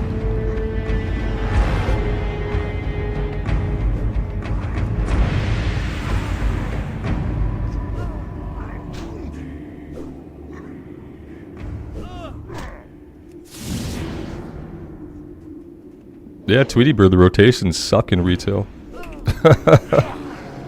It's like, I don't know, like, there's so many things are too complicated in retail. I was on the Void Elf Warlock, and I was reading the talents in the Warlock base talent tree, and, like, they don't make sense to me. I read the talents, and I'm like, I don't know if this is going to be good for us. I don't know if this is going to be medium for us. I don't know if it's going to suck for us. I'm just reading these talents. I don't really care about them. It feels like the game is built with the thought that people are just going to go to Wowhead, because it's the only rationale I have for why they would make things as complicated as they are, why they would make some of the talents do the things that they do. I've gotten to a point where I really believe that they make the game with the absolute assumption that a player must go read a guide about the best spec and the best rotation. They definitely are not really making a game where a player gets to learn how to play on their own, where all the talents make sense in their descriptions, and where an obvious path of progression is present for a player to read, learn, and do. That's not the game that they're making. There are too many systems, there are too many complications, there are too many points of friction. They are making a game for people to go look at a guide and learn to play. So, yeah. Yeah, and you ideally have to have add-ons. Yeah. Absolutely, you gotta have weak auras, because the game also, like, on top of the rotations being overly complicated and the talents being overly complicated, the other problem is that now in WoW the gameplay is based around, like, these short cooldown windows. So you have, like, 4 to 6 cooldowns on cooldowns anywhere from 30 seconds to 3 minutes, and you have to be working them in. And not only do you have to be working them in, but if you're doing, like, competitive content, you have to know exactly what time frame on the boss you need to pop it, because you have to have what's called maximum uptime on all of those cooldowns. So, yeah, and you're not going to just learn that. You're not just going to learn by fucking experience, like, when to pop your 6 cooldowns at exact timer moments on a boss you've done a couple of times. But what you're going to do is if you're a person who wants to be super competitive, you're going to have to go read a guide. And if you're anybody who's not reading a guide, you're just going to be the person in the group that the other people think you don't know what the hell you're doing. And that's kind of how it is. It's not a good place for the game to be at. And, you know, when you come back and you play Classic, like, the way that you get your abilities, the way they build on the character over time, the way the talents are phrased. And the other thing about the talents is, like, the talents here, you spend points, you get to pick from the next row. You know, and it's pretty straightforward. Sometimes there's only a couple, sometimes there's 4. In retail, you're in a tier, and not only do you spend points to get to the next row, you have to pick what fucking direction you're going in. And so if you're a player who's not going to use a guide, you're going to have to sit there and read every single detail. You're going to have to take notes for yourself on your build and what you want to do and what these things do. And then you're going to have to make sure that you go in the direction that you want to get the things that you read ahead and refer to your fucking notebook to see, oh yes, I did want this, so I have to go points here. Oh, I'm going left here, then down. The new talent system is better than the stupid talents they had in the game before. The 51-point classic talent tree is still better. It's better for players. It's better for humans. It's probably not better for the people who make guides on Wowhead, because you can actually understand it. But the classic 52 points, the 50-point talent trees are better. Yeah, they're better. They're just better. Yeah, that's it. And so, and a lot of things in a retail are like that. Like that, if they were simpler, it would be better. If the talents were simpler, not as simple as they were really when we only had a couple choices, but there's a middle ground to find where like now it's kind of like it's just built for you to go read a Wowhead guide. That's all you're gonna do. You're gonna do that, and the thing is, like you're not even gonna read the talents. You're gonna glance at them. You're gonna click them. You're gonna look at Wowhead. You're gonna click some more. You're gonna look at Wowhead. You're gonna click some more, and you're gonna be done. And then you're gonna look at the rotation, and you're just gonna press the buttons it tells you to press. You don't have to know why. You don't even have to know why you're pressing those buttons in that order. You don't have to know why you took the talents you took. You don't have to know the why of any of it to be a good player, because what you have to do to be a good player is you got to read a guide, and you got to watch some videos of people who know how to play, and you just have to do what they say. And that's how you get to be a good player. If you ever want to do like anything like rating or Mythic Plus, that's what you have to do. And if you don't do that, you kind of struggle through the game. You get the sense that you're not really doing the right thing, but you can't quite figure out why, because you're trying to learn it on your own in an environment that's not built for that. The retail environment is not built for self-learning. Yeah, John, I don't agree with you. In Classic, if you're a relatively smart person, you could read your talents, you could read your abilities, and you can come up with a build that's going to be good. And retail's not like that. Retail has many more potholes and pitfalls that a player who is not referring to a guide, you know, they're gonna make. And in Classic, you can actually just read your shit and just make good choices, and you know you're gonna have something viable.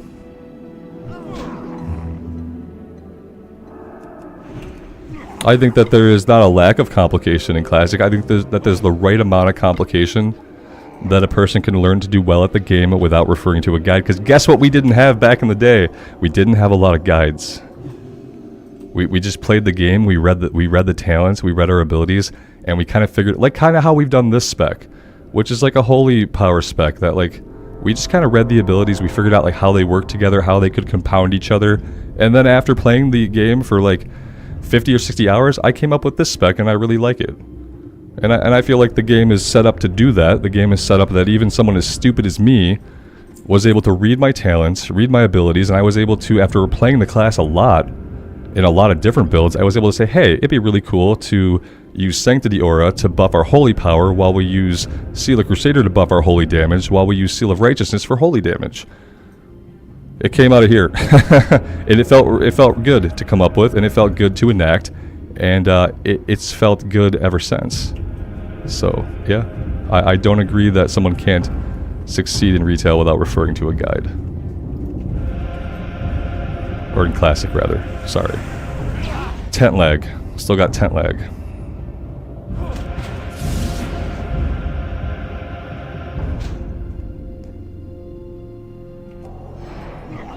Taro, your main characters have always been humans. Are you a boring person? Well, I don't know if you're a boring person or not, but you're not a boring person for making only humans.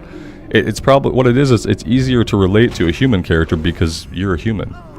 And so like you want to try to get into your character, it's obviously just going to be easier, like, you know, make a human. It's going to be instantly relatable. So it makes perfect sense.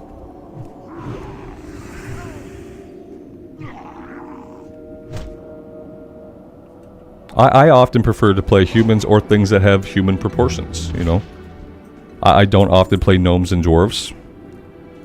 I don't really like Draenei. So yeah, I often play humans or human-esque characters because of the same reason. It's easier to just kind of get immersed in the character that way.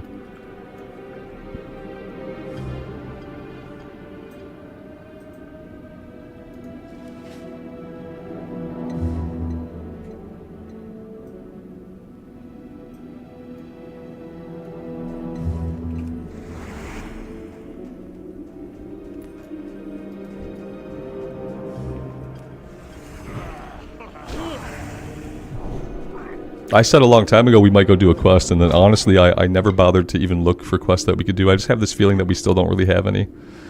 Maybe if we gain another level, maybe I'd be ready to like do a quest. I'm just not super excited to try because all the quests we have are pretty challenging, and we still have absolute crap gear, and we have a weapon that's aging really fast because it's not a blue. It's just a green mace, and it just feels like it's aging rapidly.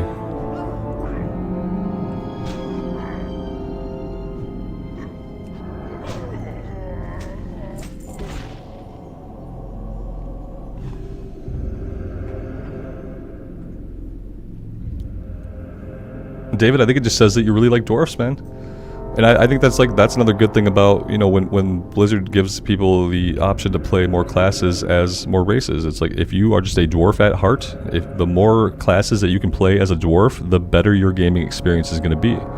Because yeah, when someone says, "Oh, you want to play this? Why don't you want to play a warlock? Go be a gnome." You're like, "No, I want to be a dwarf." Like, just let me be a dwarf. I think like lots of people feel that way. And that's the good thing about like giving those classes to more races, is like it just lets people have that fantasy that they're looking for, and not being kind of pigeonholed into something they don't really want just so they can play the race or the class that they want to play.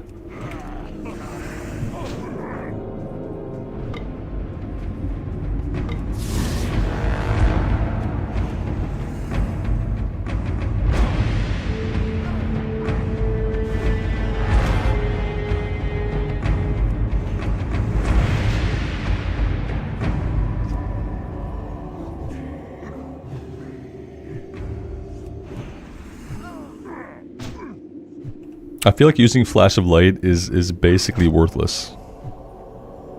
Yeah.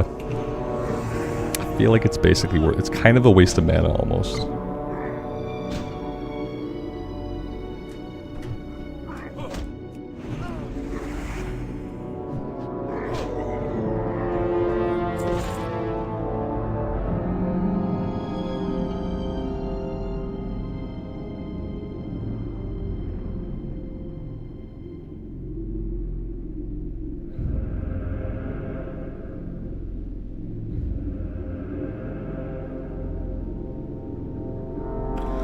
All right, let's have a little look. Is this safe? No, we're not.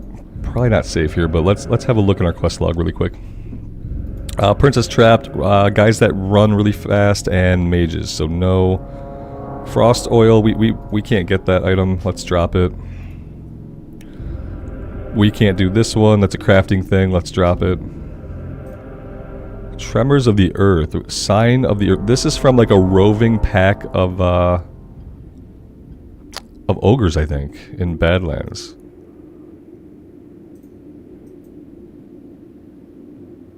Or maybe not. No, yeah, a band of wandering ogres, sometimes seen, and it's like a lot of ogres. And so I'm not super excited to try to do that. Pristine crawler legs. Oh, where do I get these from?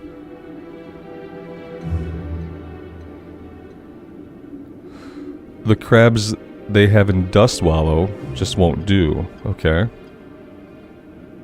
The Swamp of Sorrows. Okay, and we wanted to kind of look for a rare spawn there. Maybe we can go do this. Missing Courier, we can do that eventually. High Wilderness, we can do that eventually. This we can turn in. Okay. Alright. Let's get out of here. Let's go to Stormwind. We'll turn in Mazen's Behest. Yeah, let's do that first. Let's jump on a little flight. Eventually I'll probably set my Hearthstone somewhere else besides Booty Bay. It's just really convenient for when we want to jump over to Kalimdor, which we haven't been doing a lot of.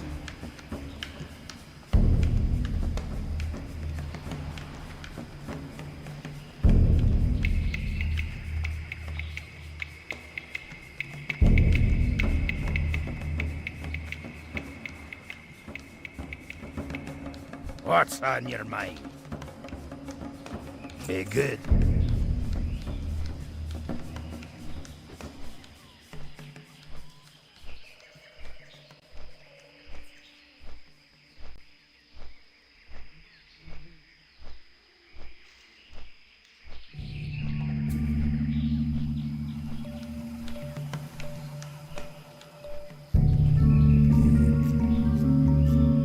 Alex, the west side of the lake. Let's see if it tracks it.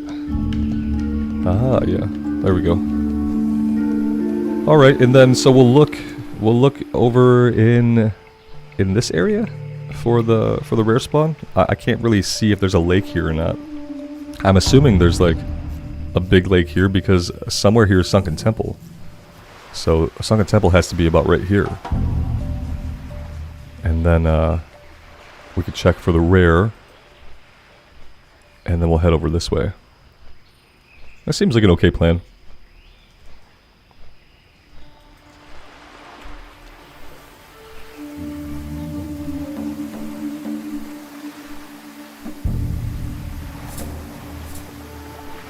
I do feel like fighting the ogres was a good use of time. I feel like the kill experience was pretty good. If I allowed myself to like super focus, and I was trying to get like just the fastest kill rate, trying to quickly drink, quickly mana up and heal, like if I wanted to like super focus it, then it would probably be about twice as efficient. But yeah, obviously I have not been like super focused at it. I think that would be the thing that made it really worth it, is if I were just to buckle down and just stare at my screen and like really just dig into killing them as quickly as I could. But it wasn't bad anyway. The Drifted Wood quest. Now, I think that was that the one. No, I don't know which one that was. For some reason, I thought we had gotten all the quests we needed for Swamp of Sorrows.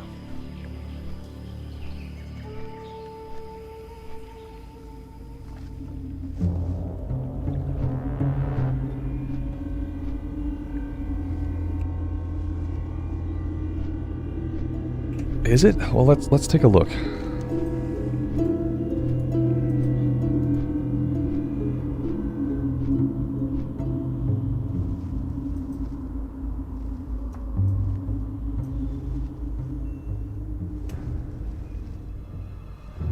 We might be able to do this one now, this level 35 quest. There were too many guys there last time, but I feel like we're quite a bit higher of a level now, so maybe we could do that one. Perch, good afternoon. Thanks for being here, man.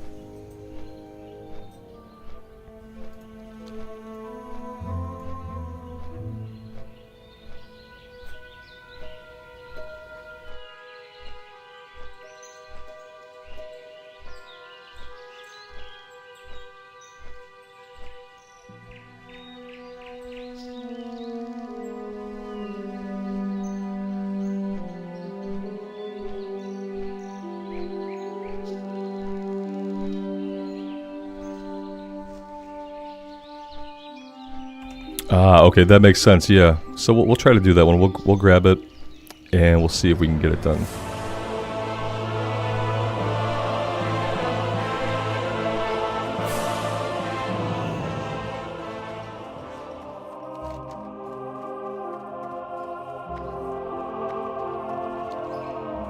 Wait a minute, why... Okay. Where does this turn it?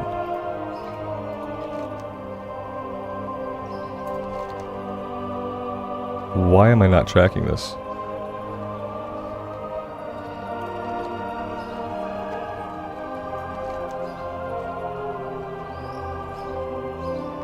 Oh, it doesn't go to Stormwind.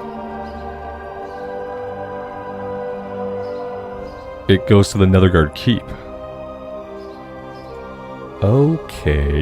Okay, that's fine. We could probably... Is that run safe? Can we go from Swamp of Sorrows to Netherguard Keep without getting killed by like a random enemy?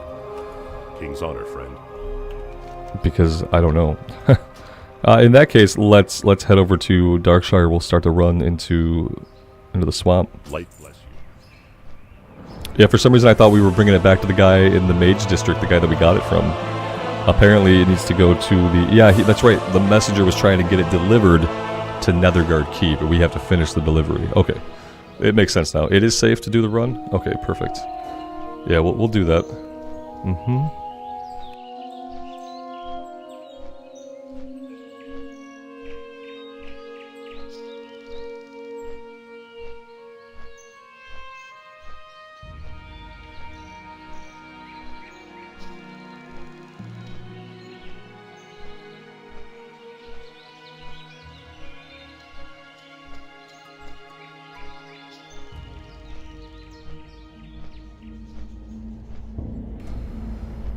Aaron, how was the camping trip? It was good. Didn't get a lot of sleep. It was pretty hot most of the time, but overall, it was a good trip.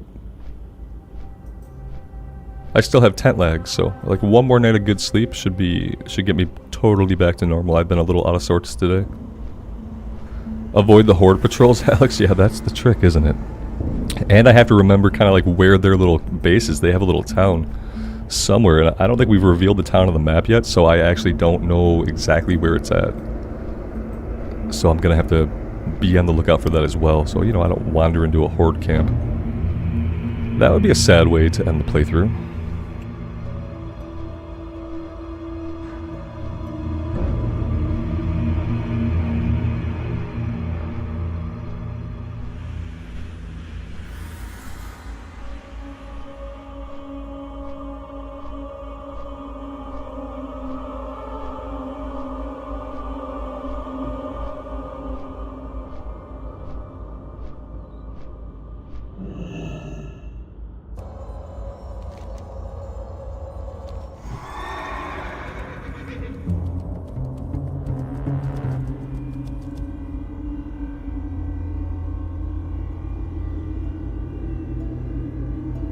We have a quest here, supplies for Netherguard I'm going to grab because, yeah, we're going that way. I don't know why they have this quest here.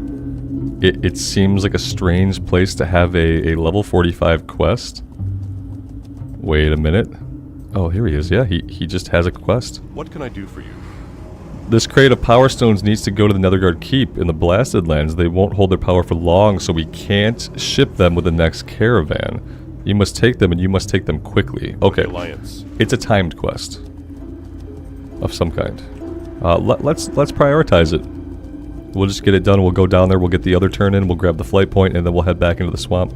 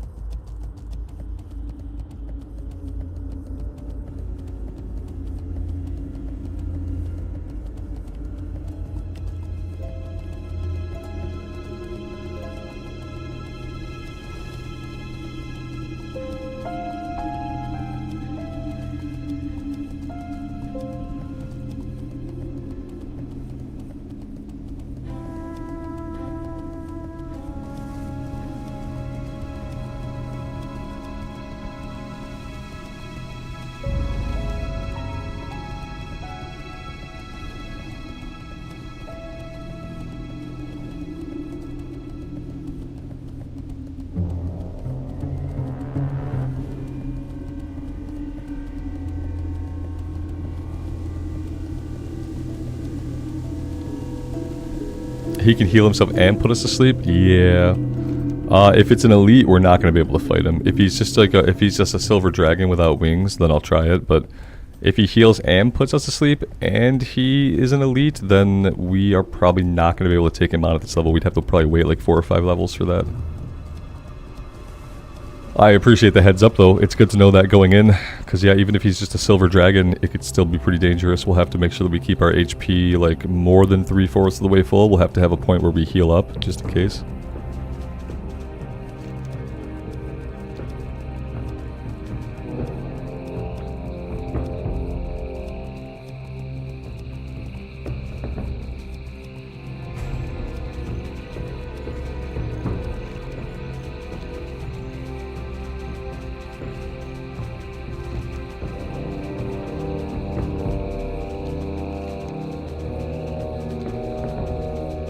Now, if I follow the road, it's going to lead me straight to the Horde camp, right? I'm going to grab this quest from this guy. Yeah, we have time to stop and just grab the quest.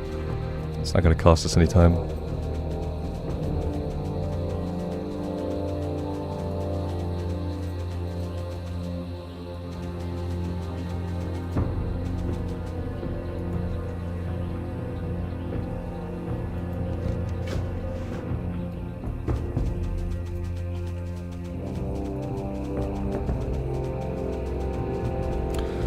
My favorite official soundtrack for a while, like my official soundtrack, like expansion soundtrack, I don't know.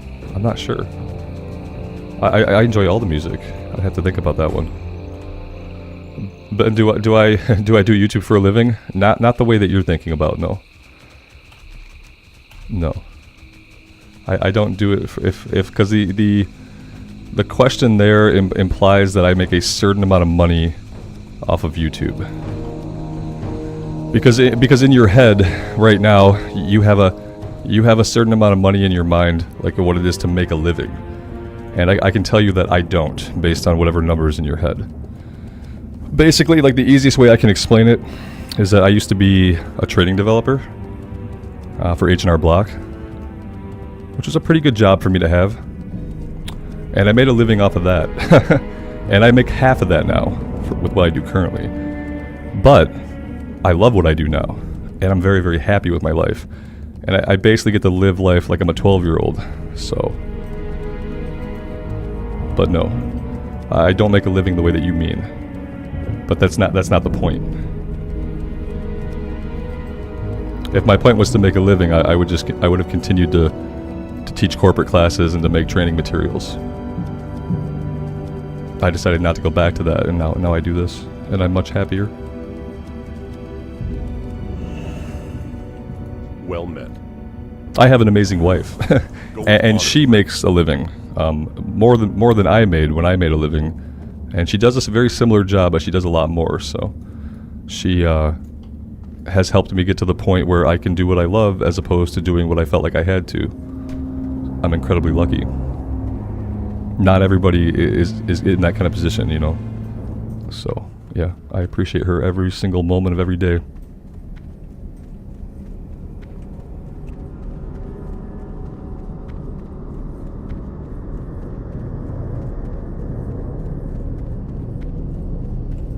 Yeah, she probably has the stream up right now.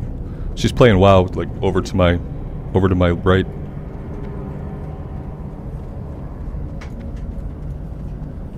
Greetings. There you go. And she could hear me through her headphones.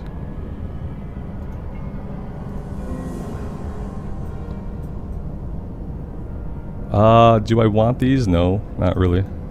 Be careful.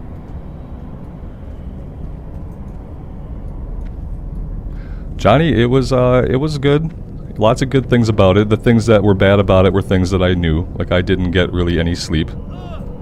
We got about 3 or 4 hours of sleep each night, and it was super hot on Tuesday, so we ended a day early. We thought maybe we would stay until Wednesday, but it was going to get too hot. We were spending the majority of every day outside, which like I have kind of a sunburn. You probably can't tell, but I'm much redder than I would be. I think the lighting is bad enough in here that it helps hide it.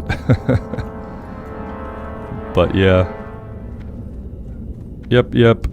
It was good in the ways that I wanted it to be good, and it was bad in the ways I expected. So no big surprises.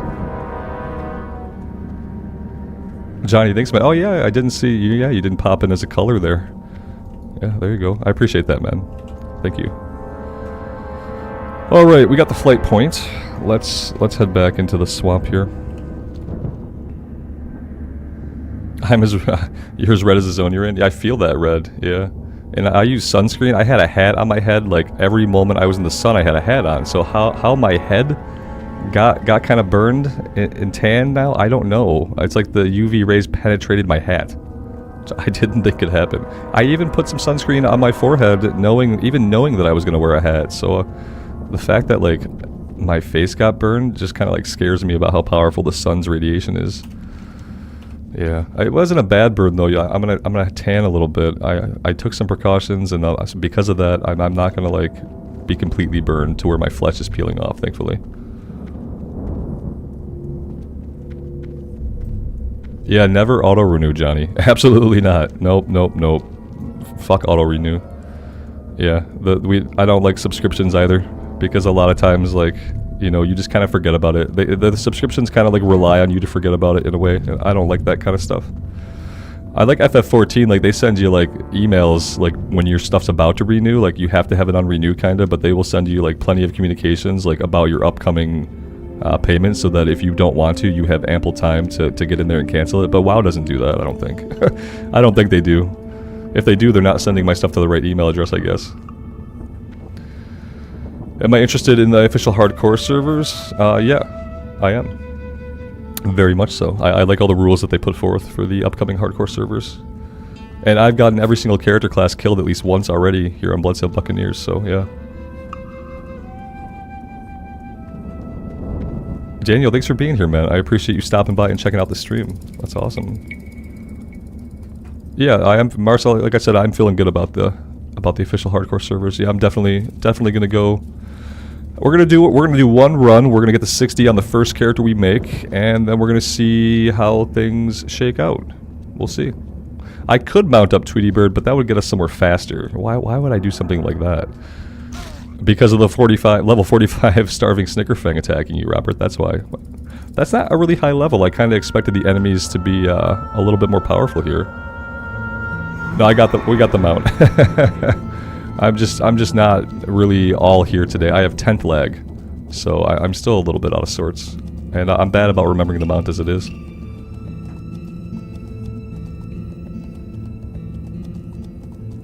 Johnny, I'm glad that worked for you. You cleared out all the files. Yeah, sometimes even if you do an uninstall, it leaves like the folder structure, and it leaves like little bits of files behind that it doesn't get rid of. So yeah, I'm glad that worked. That was really all I could think of to fix is like a full shift delete of the folder. Scorched earth method. Okay, so let's be careful here. Yeah, the Horde town is coming up. Oh, it marks it on my map. Stonard. Okay, so that's cool. At least it gives you warning. I can see it here. Let's swing to the north and go around it.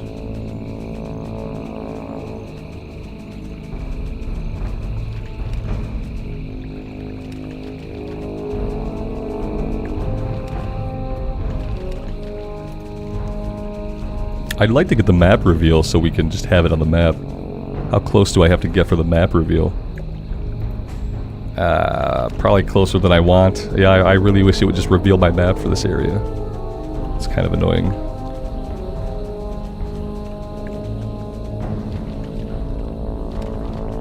Oh, there we go. Yeah, we're further from it than we've been, and yet now we discover it. Now we've unveiled the map. Okay, it works. It's fine. And then somewhere there's a lake. I don't see any kind of like large lake, but we'll keep heading west here.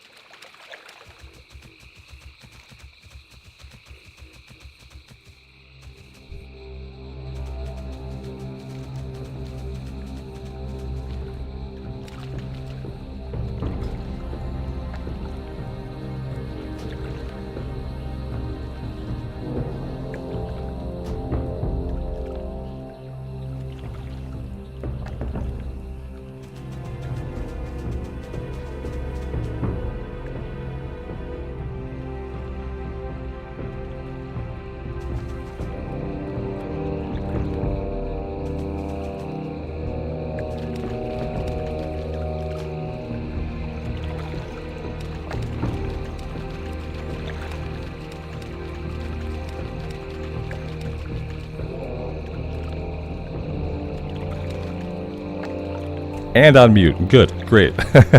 No, what I'm saying is like, yeah, we got hit by that mob, the PvP guy, and it flagged us, so it'll be off in 5 minutes. Yeah, I did not enable this. This is not a choice. Yeah. I'm a habitual muter. It's better to be on mute when you don't want to be than to be off mute when you don't want to be, so. 10 minutes to unflag? Oh, God, that's a little bit more intense. Okay, okay. I thought it was 5, but you know, I don't PvP flag, and I don't PvP, and so I don't really know. Maybe 5 was like a hopeful number. Hello, Tarantula. All right, so Tweety, we're kind of in the right area, or we're heading to the right area. Is it to the west of the lake or to the south of the lake?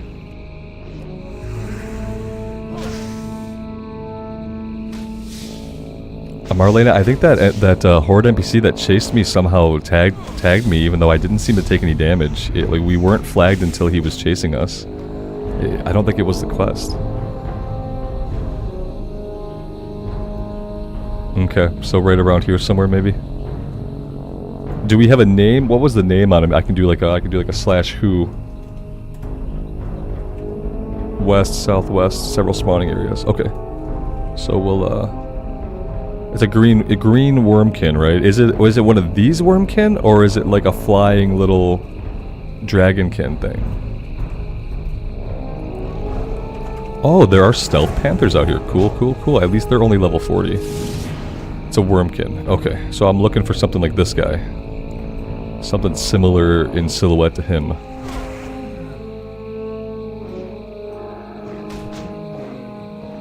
He's one of the bigger guys. Okay.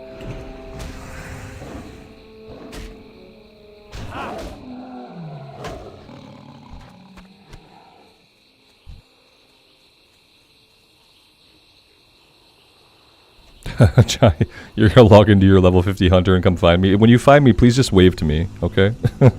Do me a solid and just like slash wave. Don't kill me. Okay, I'm gonna keep looking for these guys. I don't know if maybe I should just clear a little bit over here, because I'm seeing lots of stealth guys. Like, I swear there's one right here. Now he's gone.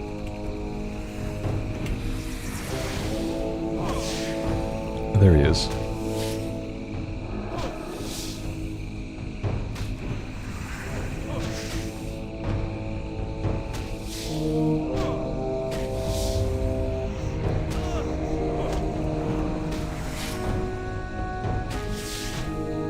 Sword, my favorite expansion? Right now my favorite expansion is TBC.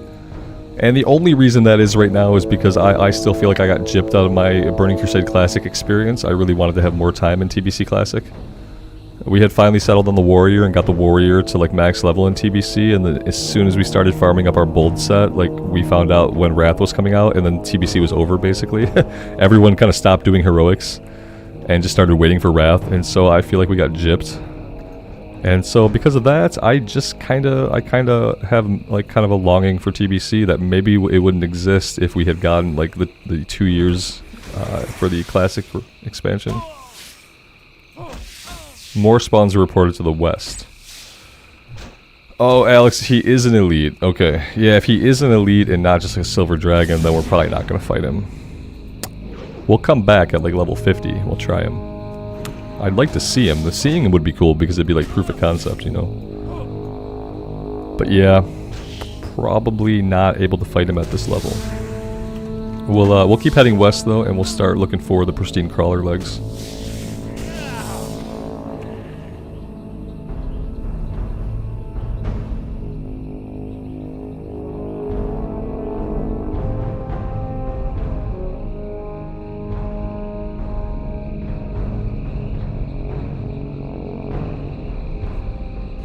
Soren, what killed the community in WoW is just Blizzard and how they design their game. Looking for Dungeon Tool just gave people a way to actually do content. Nobody talks to people any more, any less, really. You know, even before the Looking for Dungeon Finder, people like me, we've communicated as little as we had to. I never had a sense of server community, and I played from the get-go. And I never really cared about like the server community or like anything. I just played the game. I was a decent human being playing the game. I didn't like yell at people or go caps on people. You know, I was just a person. And so for me, like, I interact with people the same way no matter what. The idea that people are going to be better people when they're locked on a server, like, it's just not true. It's not true, especially when, you know, you could do renames, you character rename, you could be a troll in trade chat back in the day, and like, people will get sick of you, sure, but you'll just change your name. You know, it's a fun fantasy to have that the Looking for Dungeon tool made the community more negative. What happened is that, like, because of the game design, the community became more negative over time. The game design led us to Mythic Plus keys. And think about how toxic, like, Mythic Plus keys are for, like, a typical player like myself who needs to, like, look for a pug for it because I don't have a guild. It's basically, like, the worst possible experience you could have in WoW. So the community, there are parts of the community that just got worse over time, you know, because there will always be people who are good people and decent, and there will always be assholes. And for me, like, I don't think the amount of assholes that I encounter increased after LFD. Most of the time you encounter people in the game who are just normal, but every once in a while you encounter a terrible person, and that's basically true anywhere you go. Basically true anywhere you go. What's killing the community right now for people who are like solo players trying to pug mythics is like Mythic Plus keys. Mythic Plus keys being a time trial where you have to skip pulls, where you have to memorize the routes, where one mistake will get you ostracized from the group and screamed at.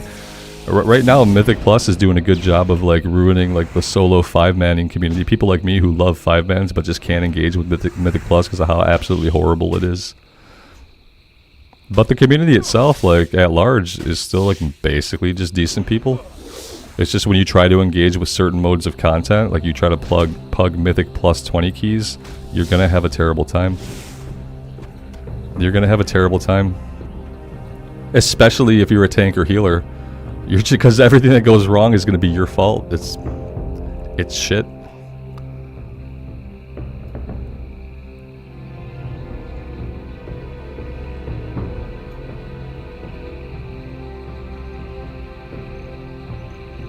Lael, good afternoon, man. Yeah, we had a decent time. Didn't get a lot of sleep, but overall, pretty good. Yeah, I mean, if I had friends, I would probably enjoy it. I don't like the time trial anyway. Even if I was in a group of friends, yeah, it's not going to be as toxic. That's great. I still hate the game mode.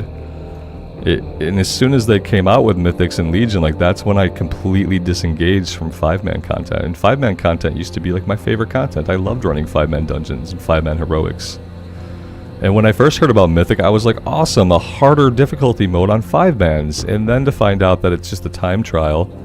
And then to find out that, like, unless you know how to skip every single mob you can, you're a failure of a tank. You know, it's like, no, this is not fun. This is not the way a game should be played. It's not the way an MMORPG should be played. It could be fine in a different type of game. I just wish that it had not found its way into my game.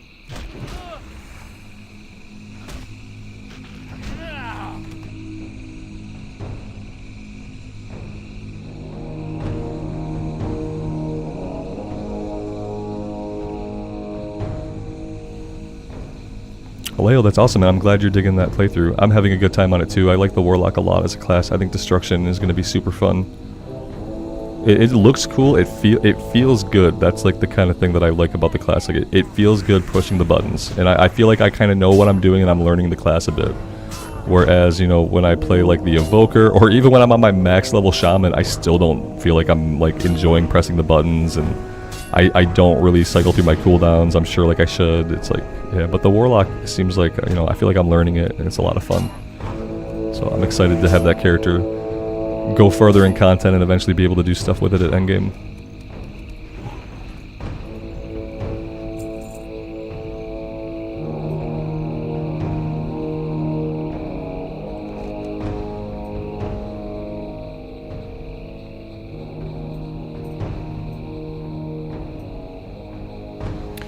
Alex, for some reason I totally misunderstood the quest, and I thought the Driftwood was going to be something that we got in Swamp of Sorrows. That's kind of why.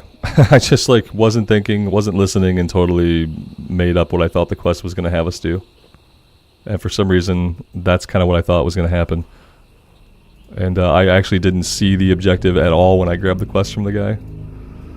I grabbed Lost... Yeah, okay, so we got to do the caravan first, right? Was that what it was? We do the caravan first, and then we turn it in, then we could come over here? Is that what you're saying? Yeah, I could have been... Basically, I could have been more efficient, right? If I'd have come up here first, turned it in, and then come this way. Yeah, that's probably true. So the Driftwood is over here, kind of hanging out. Yeah. Well, that's fine. I mean, we could still run up the coast, and we can come over there and do that. That's fine. Maybe we just do it that way. But then I'll still have to go turn it in. Either way, it'll be a little bit of running around. Should probably, oh good, another PvP guy. What is this over here? Oh, it's just a camp of level 50 PvP flagged orcs. Hey, awesome. So I'm not going that way. We'll go another way. Patrick, good afternoon, man. Welcome to the stream. Thanks for being here. Alright, I'm hoping that there just won't be a lot of orc camps, but now I can't be sure.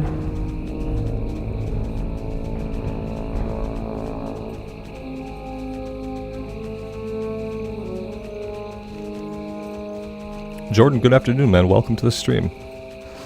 Running through these guys, not the best idea. Am I going to get anywhere here where I'm ever going to be free of enemies? Probably not. We might fight this one if I don't think I can clear him. Oh, we did leash him. Okay, well that's fine. That was easier than I thought it was going to be. Is that our second dismount? It's our first or second dismount. Oh, we haven't gotten dismounted very much. Watch out for the level 60 elite dragon, Whitney. Thank you. I appreciate that. I wasn't looking for an elite dragon at all. And now the fact that there's an elite dragon here is kind of making me regret a lot of choices that I've made. So yeah, I hope that doesn't become a thing.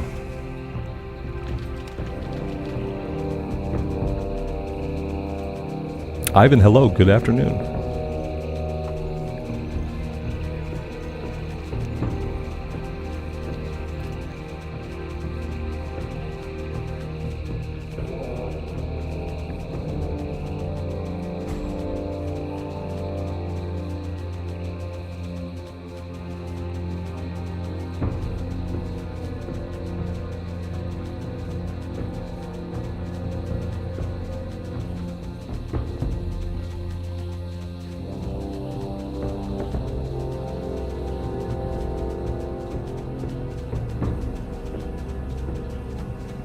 Jordan, you can ask any questions you want. I just might not answer them depending on what they are.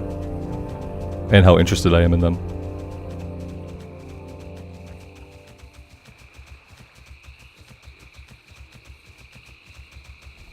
For question 1, I'm not sure. Either a shaman or a warrior. Still kind of undecided. If they're all WoW related questions, then I'll probably answer all of them. But sometimes people have weird questions that don't interest me. So, I always give warning. Yeah, we're thinking either shaman or warrior. I wasn't going to play a warrior, but then they lifted all the restrictions on the auction house, they lifted restrictions on the dungeons, and then I thought, okay, a warrior is suddenly viable again. My favorite class, like, historically has been the warrior. Yeah, absolutely. Arms warrior, not fury. I kind of hate fury, and people always, like, kind of... They try to get me to play fury by telling me that it's better DPS, which doesn't matter to me. Because the play style of arms is more enjoyable to me. Okay, we're looking for this box.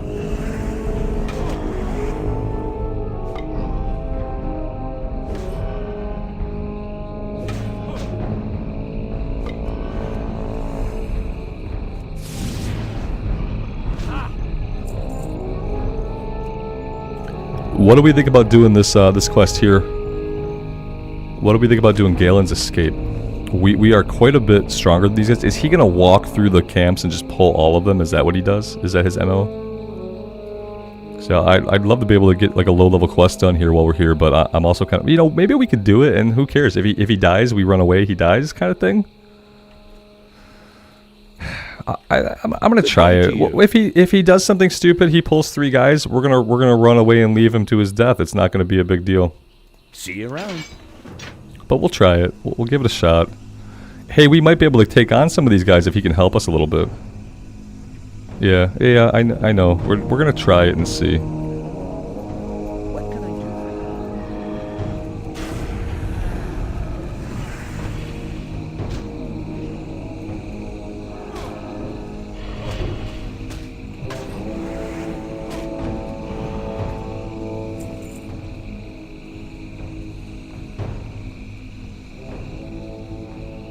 Immersion, good afternoon, man. Welcome to the stream.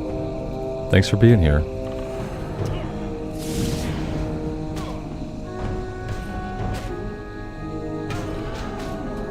And this is the part where we flee. Yeah, this is the part where we flee. It didn't take super long. Yeah, it turns out we can't do it. Like so many other quests that we just can't do because we can't group up. If we could group up, then this would be easy. But we can't. Just another of the many quests we will never get done. Okay, we grabbed the driftwood. Let's try to safely get back to the quest giver. Now that we know doing, you know, a quest 7 levels under than us, we can't do it. It's kind of bad. Feels pretty bad.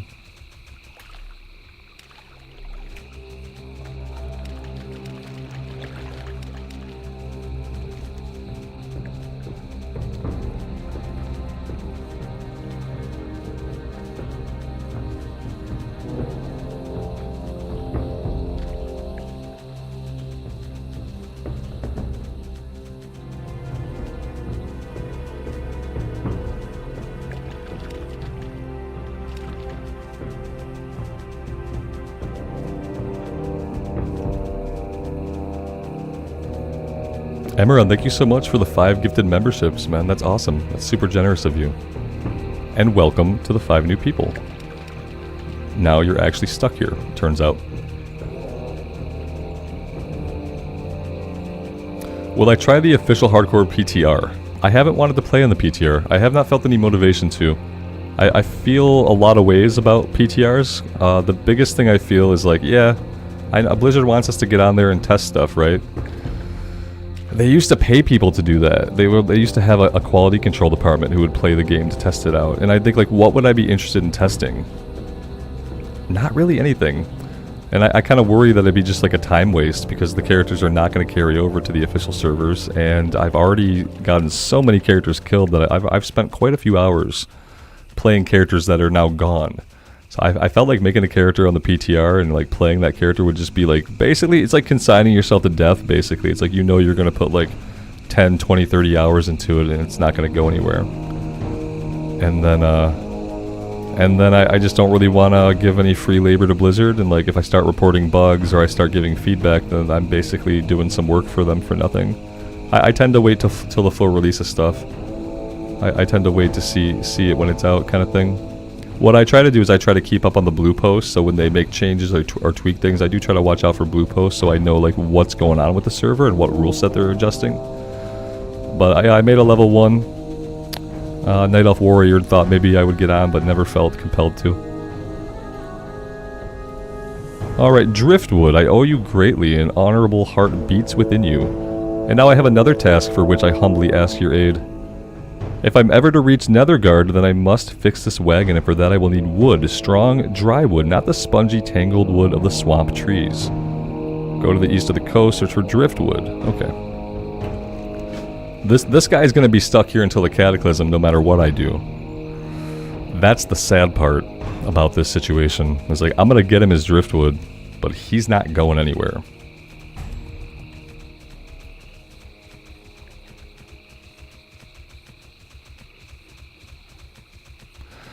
Jordan, do I think there's time to finish this character before the official release? Yes, absolutely. It's gonna be in late August or early September. So yeah, there's definitely time. And I wouldn't mind if we weren't quite done yet and the hardcore servers come out. That's fine. I'm okay splitting my time because what I realized, especially at this level, is that you kind of want to always have rested XP. Once you get into the 40s, it's almost like you kind of only want to play when you have rested XP. So if we get to a point where I could have taken a safer route this way probably. If we get to a point where we're playing both characters, that's fine. I'll let one rest on off days. We'll alternate days, and I will let them get chunky rested XP, and that's gonna make life a lot easier for both characters if it comes to a point where we're still on both of them, you know. It's almost like people tell me like that they play multiple hardcore characters at once, and like part of the reasoning is that they can let them each have a day off and get rested XP, or multiple days depending on how much rested XP you have and how much you play. And that's not a bad tactic, actually. It's not, what I can't do is it's hard for me to play 2 characters simultaneously in hardcore because of like just muscle memory reflexes that end up saving your life. I'm not as good at building them when I'm switching back and forth between characters.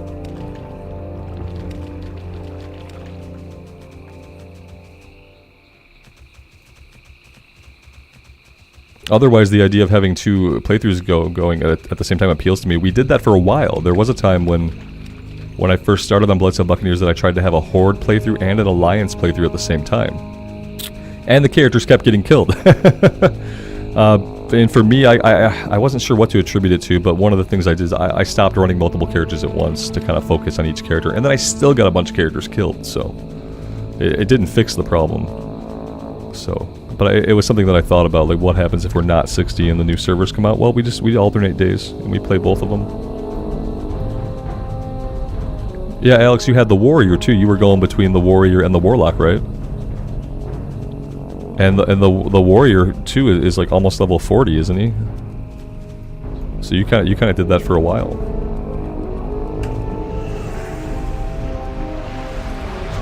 And it was probably really helpful. It probably helped your Warlock out a lot to have like the rested XP, you know? Especially like you get to a point where you want to focus on one, at least that one has had some rested XP. Oh, and a Hunter. Even better. Yeah. I mean, I feel like that's a good tactic. I don't know if I'd be successful at it, but at this level I would be. Now this guy's reflexes are burned into me. Like, we're level 40, I've been playing this for like almost 200 hours, so now like all these buttons are kind of burned into me, and at this point I feel like I could pick up another class and start to learn that, and it wouldn't affect my gameplay here. But it has taken to this point, you know, when I was trying to run multiples at low levels and kind of trying to learn the class and how to play them in hardcore, it just like nothing was sticking from class to class. So, yeah. But maybe something I'd revisit in the future. Kind of having two of the playthroughs going at once. Horde and Alliance was always fun. And then it hurts a little bit less when you get one of them killed. It hurts a little bit less.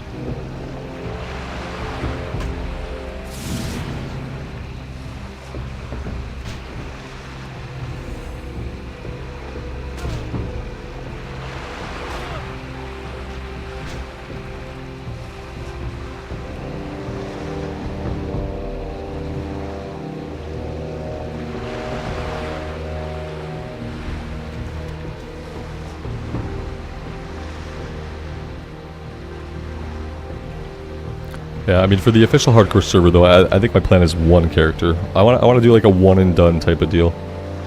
I want to go on one character. I want to get the one character to 60. We've already gotten every class killed. There's no reason for me to get like the classes killed again. So I definitely, like, whatever we do, I just kind of want that to be the one. But, you know, if we get into the 40s, like on this guy, I kind of wish sometimes that we could let him have some more rested XP. Today has been great because, you know, I haven't been on him in a day and a half. So, yeah, having a lot of rested XP feels really, really good. And if every time I got on the character I had a chunk of rested XP, that would probably be ideal.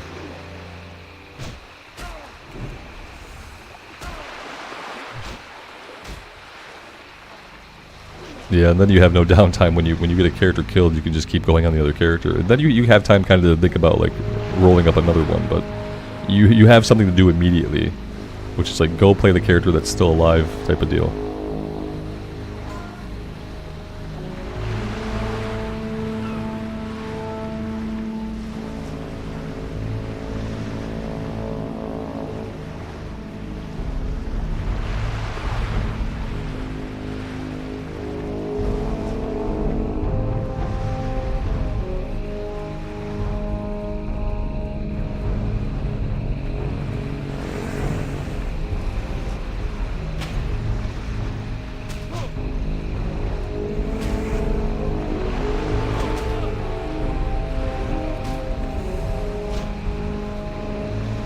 Both my dogs have forced their way into the office.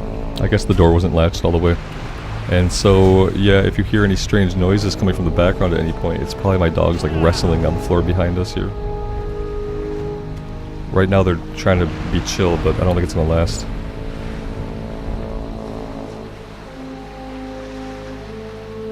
Clint, I did survive the tent camping. Yeah. There were some moments when, you know, it was questionable. But I got through it. We didn't get a lot of sleep. We got like 3 hours of sleep each night. So I'm still tent lagged. And I'm still trying to like get back to normal life. But yeah, it was good. It was bad in the ways I expected, so no big surprises. Well, the one thing was there were not a lot of mosquitoes. There were no mosquitoes at all during the day. They only came out like in the evening time. So that was a huge relief. I thought I was going to have to deal with mosquitoes like non-stop. And I thought there would be ticks, and there were no ticks because it wasn't really forested. It was a plot of land that was kind of away from the woods. The woods were like all in the distance, and it was like grassy but a little bit sandy. So like there weren't ticks, and that was a huge relief.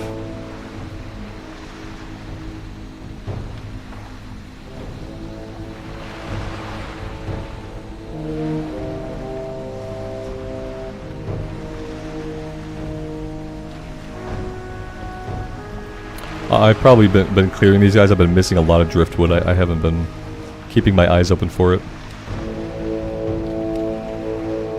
But it does seem like there's quite a bit.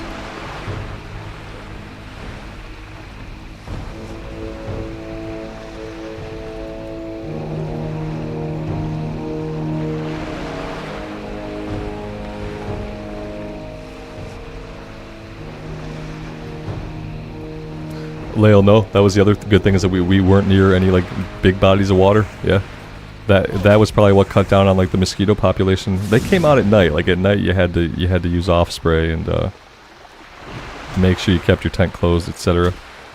But yeah, there wasn't a big body of water nearby, so everything was dry. So yeah, less bug population. There were lots of little like grasshoppers hopping around. So my son was able to spend 12 hours each day outside hunting grasshoppers, and then feeding them to some chickens.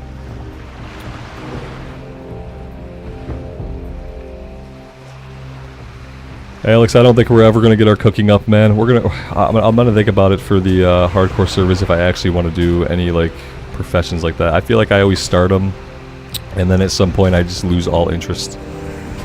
And it's something inherently like about me. I don't find it very interesting, and I know there's like good benefits of like having buff food. Like we ideally want to have buff food.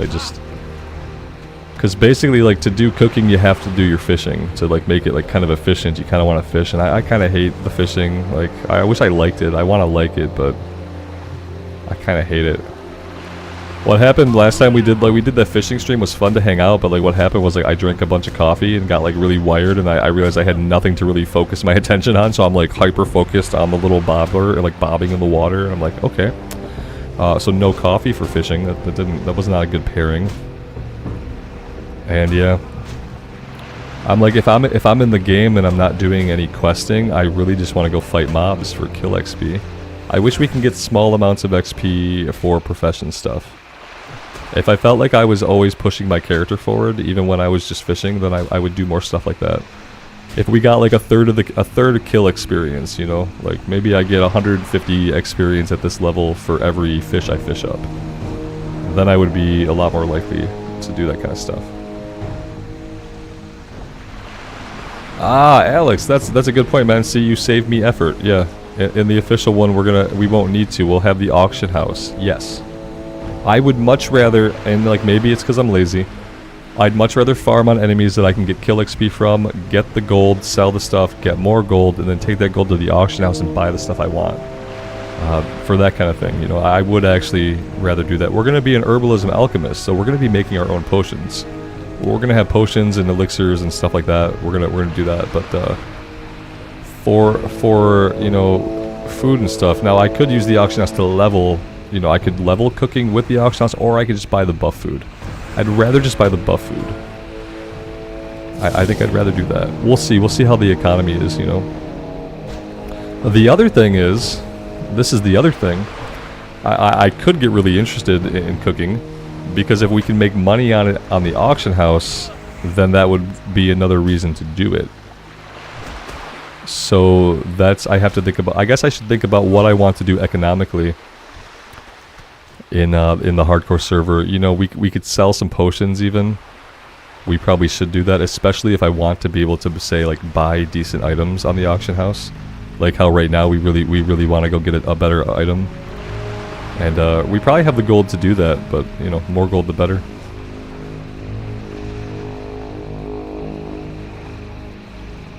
Doesn't alchemy work well with fishing? I am not sure. I don't know what we get from fishing that we would use for alchemy. But I'm not very experienced with either of them, so it's possible.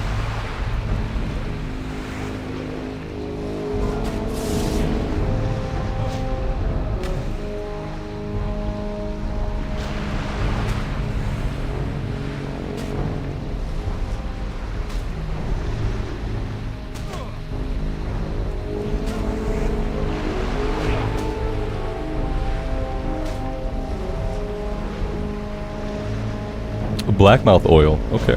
Cool. Yeah. I probably should do all of it. Maybe we will. I don't know. I can't commit to anything. Because I know how lazy I've been in the past.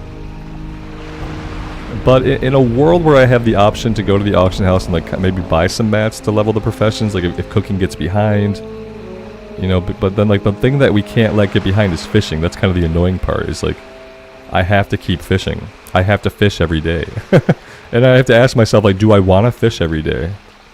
Maybe I could like open streams by fishing somewhere. Maybe that would be like a chill thing to do at the start of a stream, to kind of let people come into the stream, because I know YouTube is pretty bad at actually telling us like when a stream is up or when a stream is scheduled. So Maybe if I made it like very orderly and like did it on a schedule, like if I started every stream by doing a little bit of fishing, doing a little bit of cooking, and kind of having that be like how we ease into the day, that could be interesting to me. 'Cause I kind of like that idea. I always kind of like the idea of trying to find a way to ease into the stream, just because, like I said, I know how long it takes. Some people don't see the stream. It takes people time to come in. And I like giving people time to kind of filter in before we start working on like really any risky stuff. So it could be a good idea. I'll have to write it down later so I don't forget.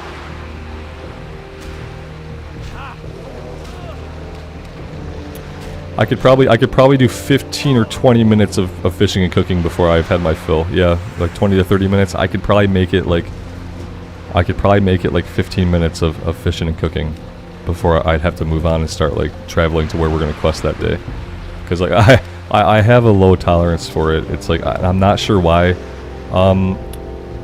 One of the things about professions is like, you know, when you got to make 1 million of something, like you want to make 15 or 30 of a food item and you have to watch the bar go from left to right every time. I find that incredibly disrespectful of my time. When the game could just be told to like do them all at once, kind of like in New World, how you can make like 100 of a crafting item and it would just make them all. I really think that that's the way that those systems have to be, because there really isn't a reason to subject me to the cast bar except for like server side limitations that should no longer exist. There may have been a technical reason why, you know, when WoW came out, that we had to have a cast bar, you know, something server side. Maybe it couldn't hit too many times, I don't know. But yeah, these days we've seen the cast bar get quicker and quicker and quicker to a point where in retail it's almost non-existent, but you still have to like watch it run. And I'd love for all versions of the game to just be able to craft quantity instantly, and then that would make it a lot better of an experience. Because yeah, if I fish up 50 fish, then I have to go stand there and cook 50 things while watching the bar go. Not like a really great experience. But again, that's like laziness on my part. I don't like spending the time on it.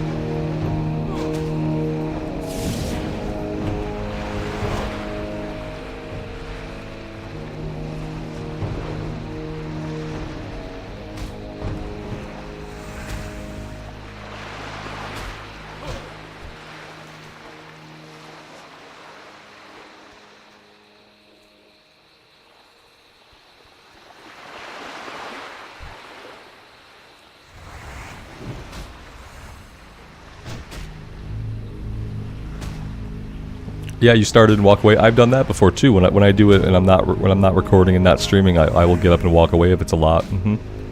I can't do that in the stream though. I have to watch it. I have to be here the whole time, and I have to know that it's running and that we're not doing anything else productive with our time. So yeah, I think for 15 minutes it'd be good. It'd be a good way to start off for a little bit. We'll do like 15 minutes of fishing and cooking, and then maybe some other professions for a bit. If we have other professions to do, I could do the whole half hour on professions, as long as we're like...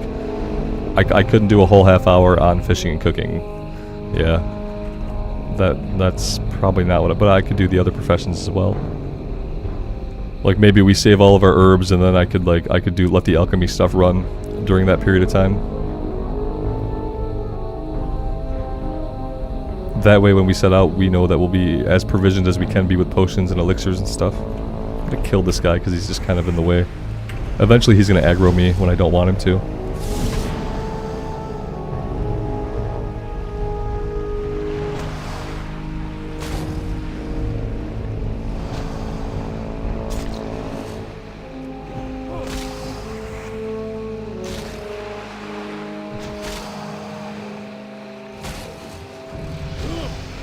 Oh yeah, hey, level 44. Well, that's cool.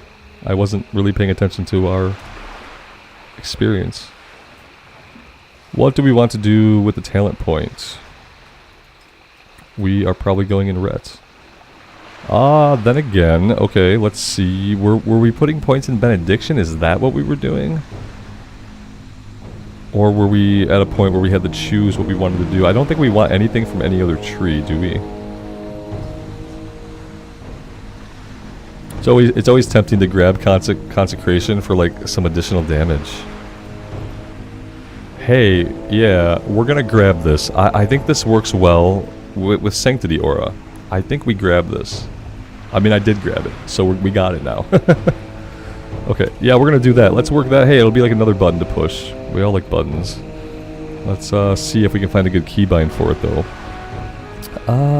Well, I kind of like that here. I don't need it here. I kind of like it there, though, because it makes me actually push the button. This I do need on 4. What don't I need down here? I don't really need the flash of light, because the flash of light's not really good. It's not really my go-to. Okay, let's do that. This cost 135 mana. Let's see it take the chunk out. That's not a lot. I think that's going to be great. Is fishing and cooking really helpful in retail? I think the regeneration bars. I think in retail you're taking cooking for the food buffs. Yeah, you're not really thinking. And even same thing kind of in classic. Even like when I think about cooking, I'm not really worried about the like regenerating health and mana. I can buy that stuff at a vendor if I need it. But what I'm thinking about is just making the food buffs to improve stats. And in retail, same thing. People want those professions just to make the high level, the feast and stuff. Thomas, good afternoon, man. Thank you. I'm having a good day. Yeah, it's been good so far. Yep, we got back from tent camping yesterday. We ended a day early because of the heat, and we've just been getting back to normal life. I'm almost over my tent lag, so that's good.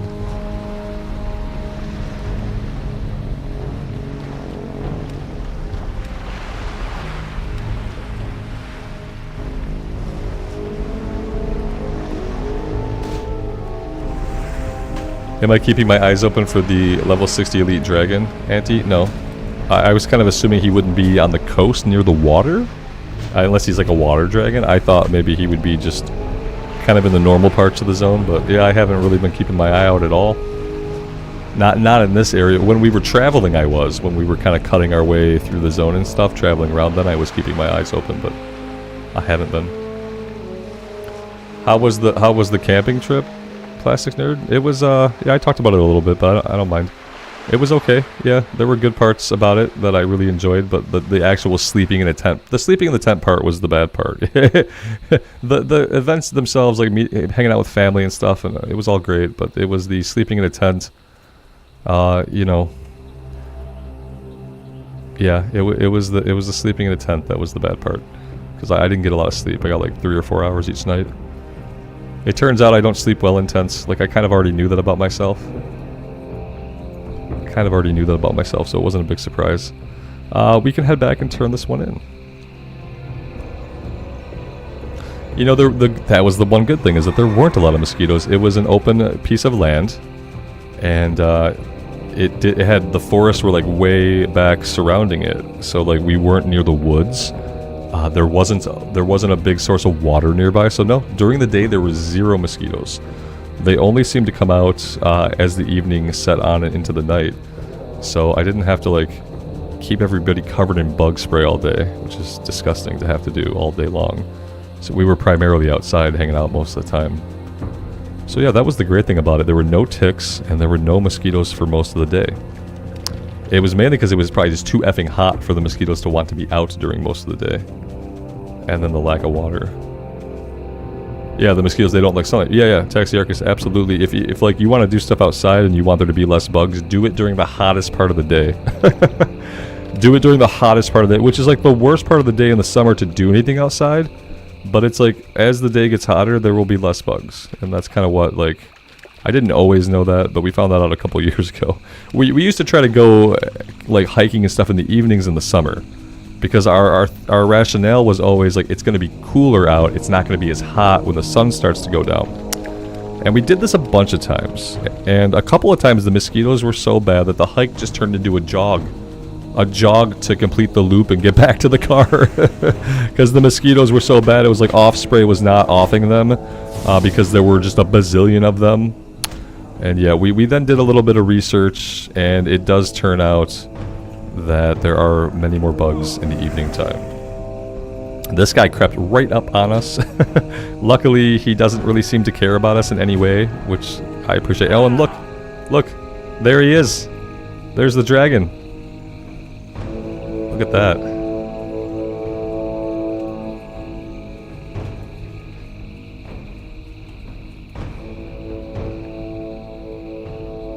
There we go. Electric fly swatter would have been cool.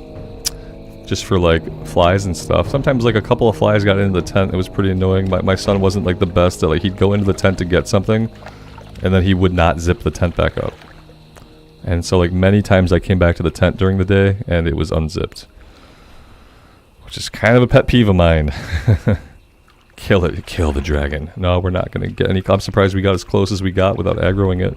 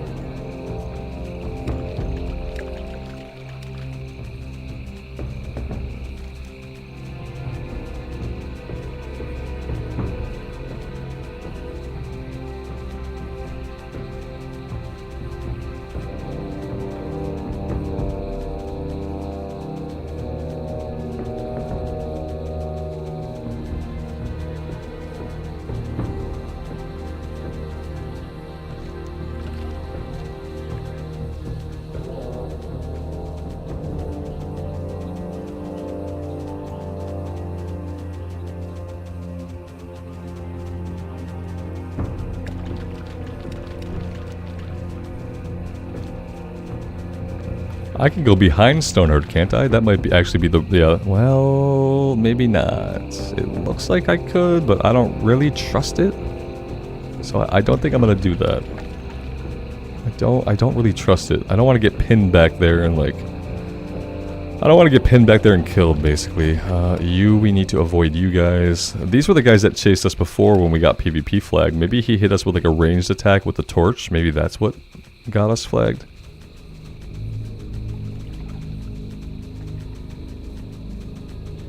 Dan, thank you, man. We had a good time. We did not have a good time sleeping, but like the rest of the experience was pretty good.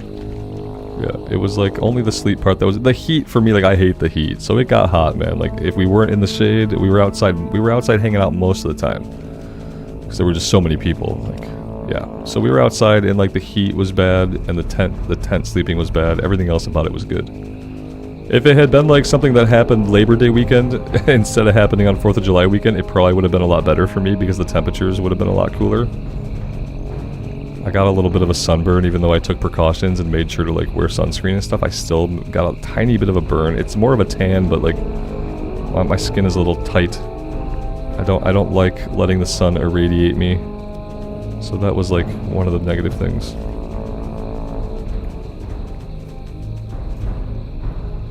Yeah, I mean, 80 degrees for me, when you're out in like an open strip of land and the sun is just beating down and you're not in the shade, it got hot. The high was like 84, 80 one day, 84 the next day. By Tuesday, it was going to get to 90 and we left Tuesday, which was yesterday, I think.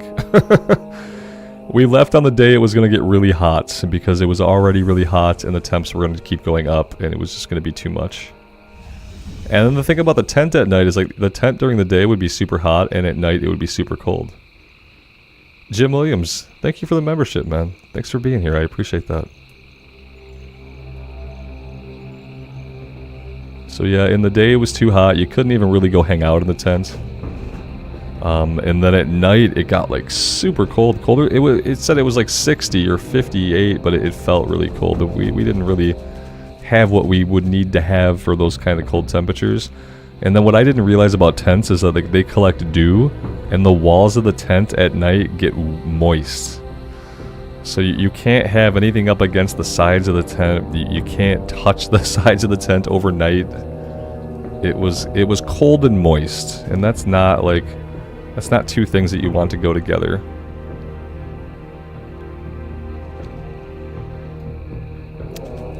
Yeah, Jim, it's going well. I think people should always do the non-recurring on the memberships. Like, don't even let it recur. Set it up to not recur, and like that way, like you get to choose every month, like whether or not you want to do that for the month. You know. The word moist. Yeah, it was ew. Moist was ew, especially like I said when it was cold. It was bad. All right, so we picked up another quest from him. It looks like it was actually leading us back into the blasted lands. I'll pay attention for a second, and I'll get us where we have to go.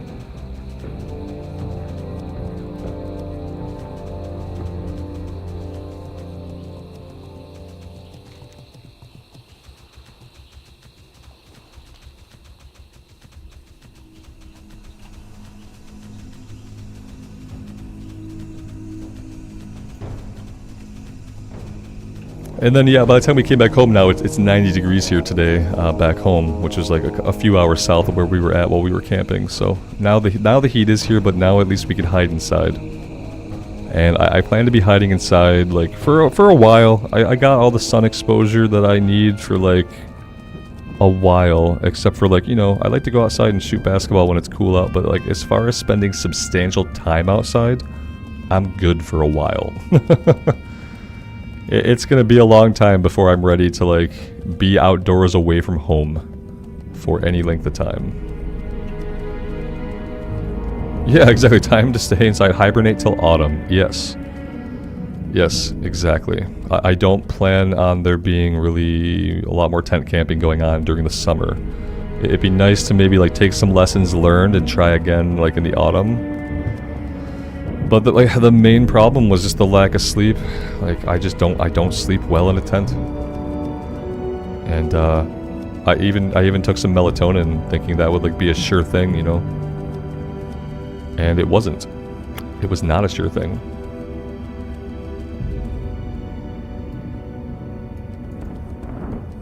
Light be with you. Monica, it's normal gamer behavior. Yeah, I feel like that's true. I feel like I've always kind of been that way. Like, I enjoy the beginning part of summer before it gets too hot, and then by the time, like, the heat of the summer sets in, I'm ready just to stay inside. I'm ready just to stay inside until it's autumn again, and then, you know, try the outdoors again. Because I can't stand it when it gets above 80. Okay, all that stuff is done.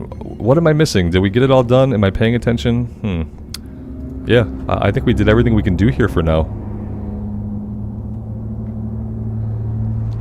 The other quest is turned in upstairs next to the tower. I think we got everything turned in now, didn't we? Pretty sure we're good. Which begs the question, what are we doing next? What do we do now? What is that?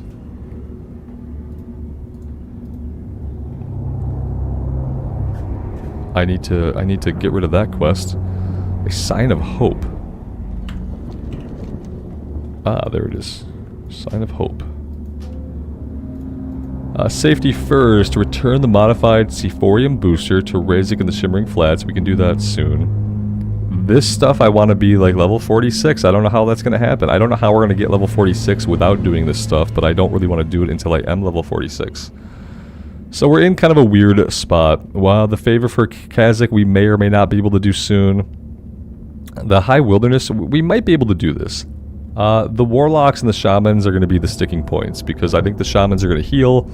The Warlocks, though, the Warlocks don't have Voidwalkers. I don't think the Warlocks have pets. I don't like the Warlocks have pets. The Sign of Hope could have been done outside of Uldaman. I think that they're still elites. Yeah, the mobs are still elites. I could have probably done it. I probably could have killed them, but it's fine, I think. And then this one is complete. This goes to Theramore. Maybe Theramore is our next. We go to Kalimdor for a bit. We can go here. We can turn this in. And then we could go check out the High Wilderness. And we can get to the Shimmering Flats. I want to get these two turned in. That's kind of a priority. Get those turned in, get them out of our log, get the experience for them. Let's hearth back to Booty Bay.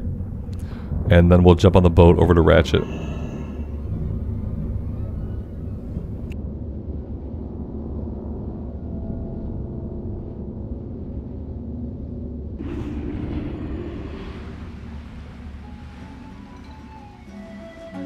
And sadly, that's the last of the lukewarm coffee that I have. Very, very sad.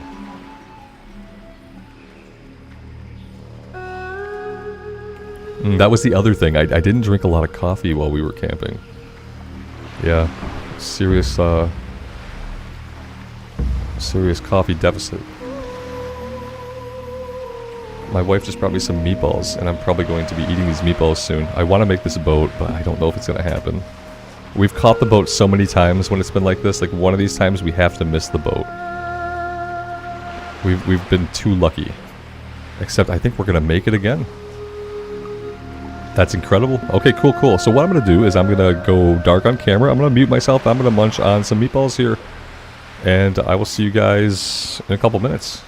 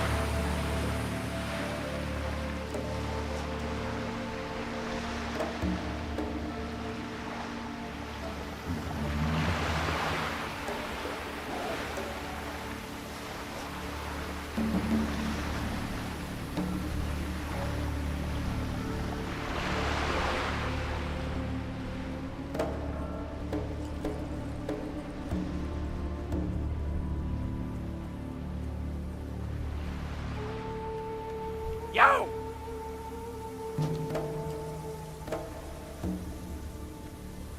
Hurry back!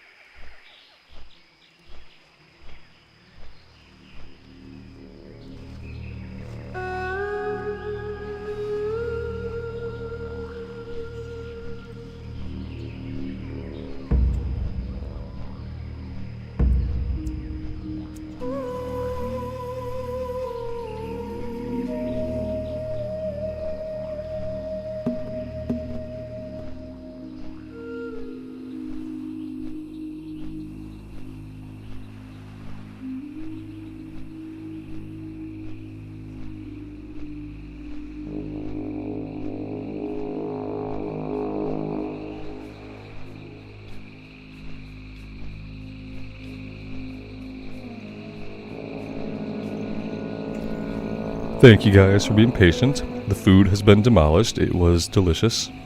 And now it's gone. And we still have more flying to do, so it was actually really, really good timing. Because I have an amazing wife.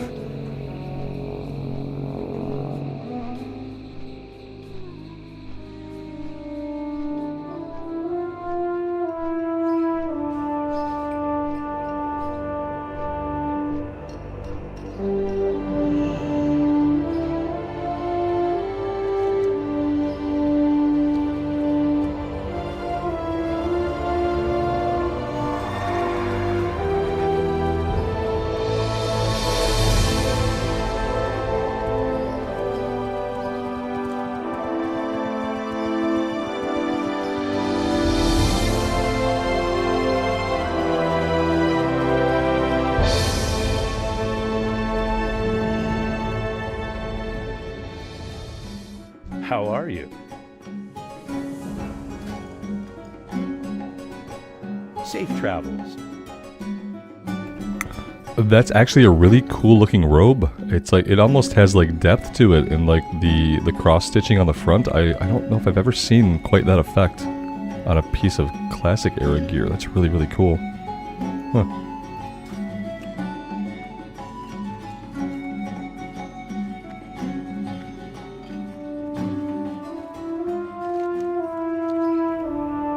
Aaron, I like that. Garbage disposal levels of efficiency with his food intake. Yeah, I learned to eat fast as a kid. I think it was one thing, like I ate fast, it would annoy my dad. And it was like, it was one of the things I could do to annoy my dad that could not result in punishment. So I would eat really fast and be done with dinner super quick, and he'd complain that I ate too fast to be done with dinner super quick. And so yeah, I learned to eat fast.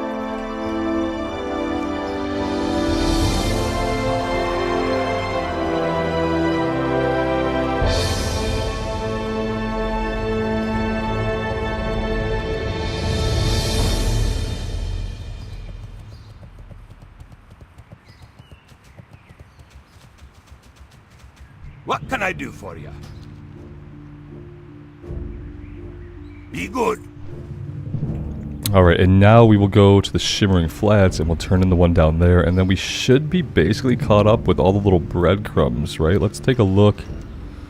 Yeah, this will be the last completed quest we have, so we won't have all those filling up the log anymore. That'll be all taken care of. We just flew through the boat. I've never in 20 years had a flight point that has ran me right through a boat. I kind of got worried that we were going to DC. I'm glad that we didn't.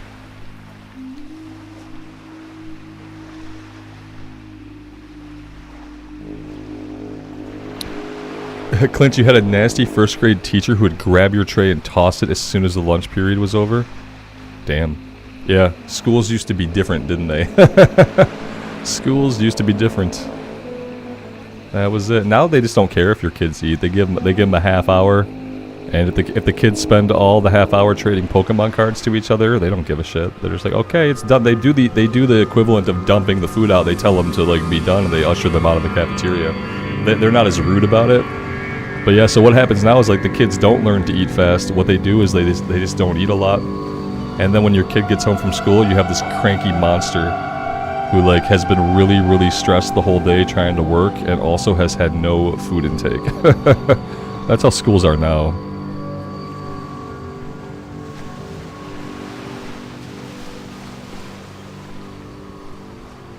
Monica says that eating fast is not healthy. I don't disagree with that. What I do is like when I eat fast, I make sure I down a bunch of water. Like the last thing you want is like a lot of food like piling up in your esophagus. Like drink a bunch of water, get all the food to go down. But yeah, generally like, I don't know. Yeah, they say don't eat too fast. It's never caused me any problems that I've been able to isolate. But the other problem with eating fast is you probably have a higher chance to choke to death. So, you know, I do tell my kid to go slow. And so, you know, chew your food, right? That's the key.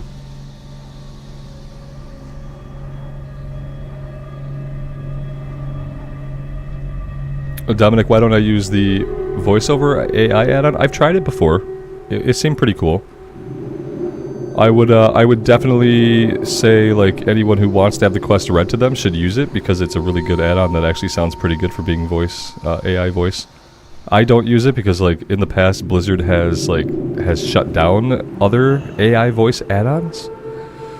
And so I don't want to use it, and then maybe eventually I have to take that video down, or, you know, I don't know. Or I have to stop using it, so then we have a playthrough where we've used it part of the way through, then they get rid of it and we can't use it anymore.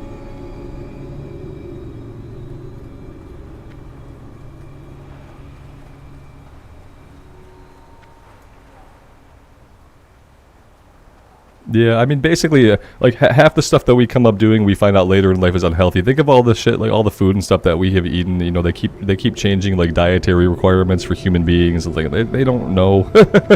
And anything you do could be unhealthy at any moment, unfortunately. It all changes, it's so variable. Yeah, you try to use common sense, but yes, like, you know, it's easy, I think, for anybody to say, like, something could be unhealthy for you. And there are just too many things that are... Hell, I spent a bunch of time out in the sun. I'm probably going to get skin cancer soon. Like, I have a burn. You know what I mean? Like, everything is unhealthy for you, essentially. And, like, you could worry about it a lot, but, you know, ultimately a lot of it never comes into play. Ultimately, a lot of it never comes into play because while eating really fast is probably bad for my stomach, what's going to kill me is cancer. You know what I mean? So it's not going to be related to how fast I ate. That's kind of how I think about things. It's like... It's never going to be the obvious bad thing that you've been doing necessarily that's going to take you out. It's going to be something random eventually. It's going to be something unexpected. Yo!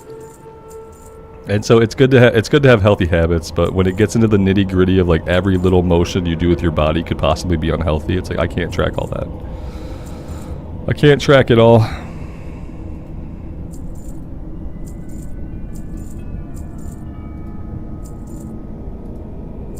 I remember an old Aqua Teen Hunger Force skit with Carl, where he like basically explained that you could do anything you want to be healthy, but eventually someone's gonna come by and they're gonna stab you with a knife.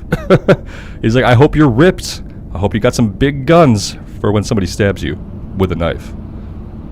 And that's like, you know, a really bad and negative example, but you know, sometimes life is like that. Have a good one. I've seen people like make super healthy choices their whole lives and then they just go out in a way they don't expect. And I've seen people who make every bad choice every single day. They're making bad healthy choices and they live till they're 80 or 90 years old and they seem to be fine. And you think, how is this person alive? But they are. And so there's really at a point, there's no point to really think too much about it. And on a WoW related note, what if anything do we want to do here? Do we want to take on some of the pirates? Do we want to see if we can go after the Shadow Mages? I mean, I'm up for trying anything. I just don't know if we're really at a point where we're going to be successful at any of it. Mr. Hassel says, I can track it. I write down every single movement I make during the day. Yeah, that's what you have to do. Yeah, according to the state of California, every single thing kills you. Tuna, sunlight, emissions, water, air, like, according to the state of California especially, every single thing you do is going to kill you. But yeah, that's absolutely true because the very act of continuing to live is what's killing you. It's called time. Pirates are easier. Yeah, I mean, realistically, I probably don't need to be here. But we're gonna see. We're gonna see. We'll go take a look. My puppy is behind me making mewling noises, and I don't know why. I can't see him. Oh, there he now. He's in front of me.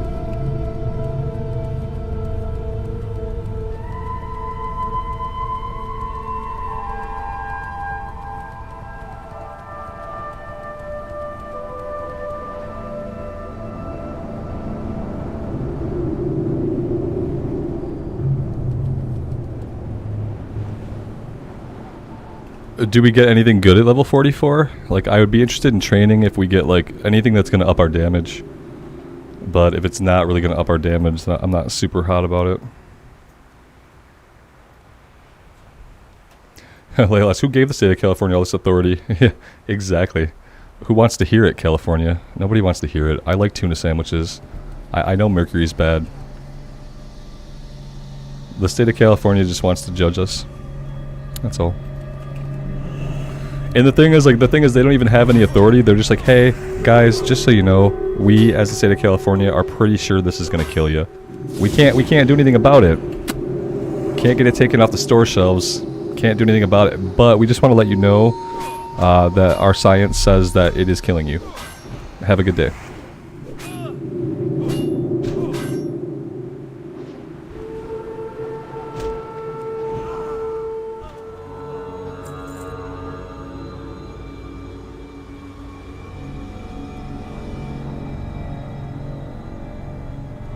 He's trying to sleep in my lap or get comfortable, but he doesn't realize that he's gotten bigger and bigger and bigger, and he doesn't fit in the lap here the same way that he used to, and he's having a hard time accepting that. It seems like. We'll see if he settles down. I don't want to get into combat and have him get me taken out here, so I'm gonna see if he wants to jump down. There he goes. He's out. He's fleeing the scene.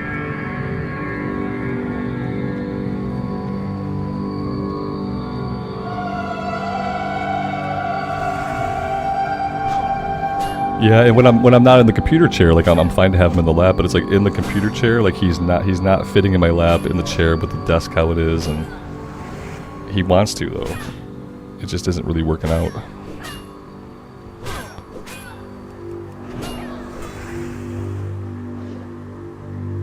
He's gonna try my wife's lap. Maybe she'll have more room for him.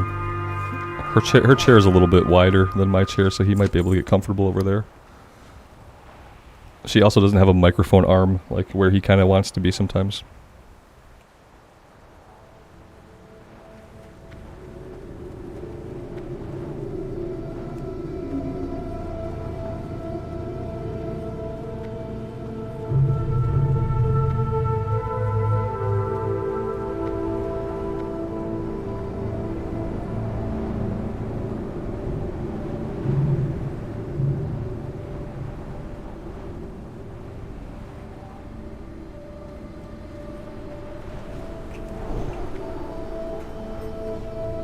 We get Blessing of Wisdom, Exorcism, and Frost Aura.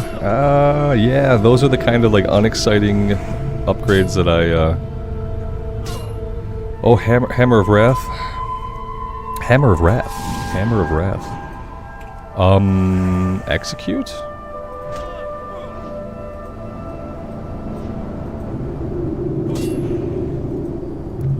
Is Hammer of Wrath our Execute, or am I just not remembering what in the heck Hammer of Wrath is?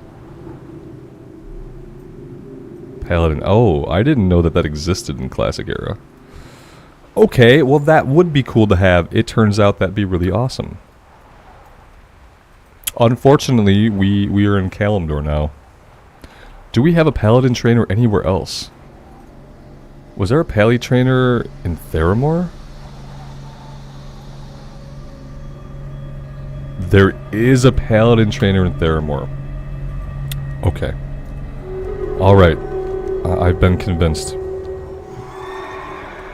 Yeah, we're gonna go train. I also realize I'm not using Consecrate. I took it, I purchased it, I put it on the hotbar. It's a little bit further down the hotbar than like an attack ability would like to be, so I'm gonna move it to F2. And maybe my eyes will like glance at it occasionally and we'll actually use it. That'd be awesome. But yeah, we'll go back to Theramore then and we'll train. That makes it super easy.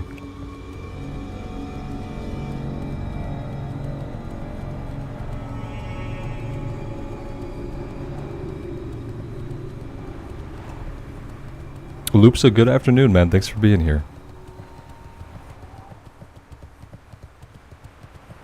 Yeah, the Execute is going to be clutch. I honestly, like I said, I didn't know that we got that in Classic Era.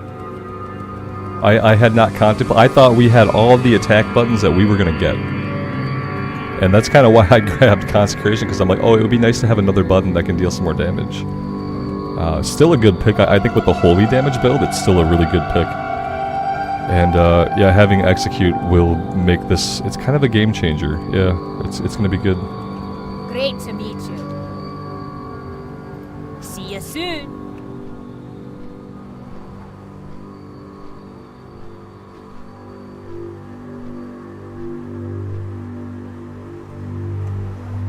Loopsa, how do I feel about retail? I think retail's in a really good place right now. I think retail players have a lot to be happy about. The content cadence has been amazing.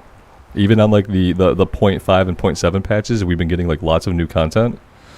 Yeah, I think that a lot of parts of the game are really good.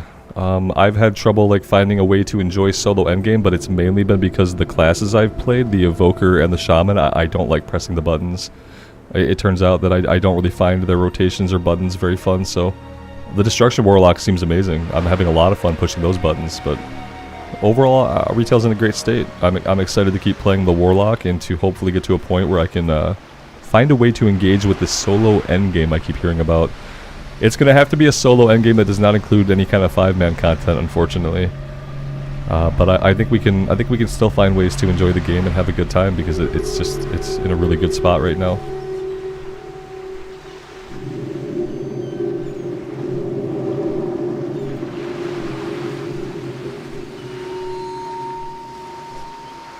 Thanks for the info, Alex. I do appreciate you looking that up for me and letting me know. I should probably just install the add-on. It's called What's Training, or there's an add-on you guys have told me about, and I should probably just get it. And that way I can just kind of look for myself and I'm not making people do work for me. But I appreciate it. Yeah, so 46 sounds like we probably skip that level if we're not convenient to Stormwind or somewhere else.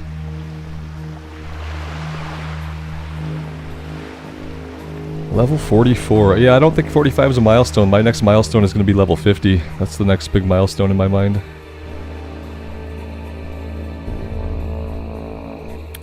Jason, is there a release date for the hardcore servers? For the official Blizzard ones? No. Nope, they gave us a lot of info. They put up the PTR, so the PTR is live. You know, obviously, like playing on a PTR, you're just going to be putting time into a character that's going to cease to exist. And while you're doing that, you're providing Blizzard with some free labor. But the PTR is up, but they haven't told us when the servers are opening yet. It's not going to be in July, so it's either going to be in late August or early September, because in July, pretty soon here, we have 10.1.5 coming out, and they're not going to want to push anything out, and they're going to want to let that like run its full cycle before they you know, put out any other form of content for a while. All right, trainer inside the building over here.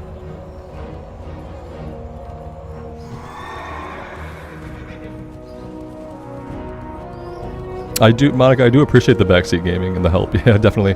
It's just that like when it's info that I should just be able to look at for myself, I do feel guilty sometimes. You know, because I could just use the add-on, and that would be probably the responsible thing to do. Where is this guy? You're a weapons guy. Maybe he is up top. I don't know. I saw him one time. I thought we saw him somewhere, so maybe he's up in the command room.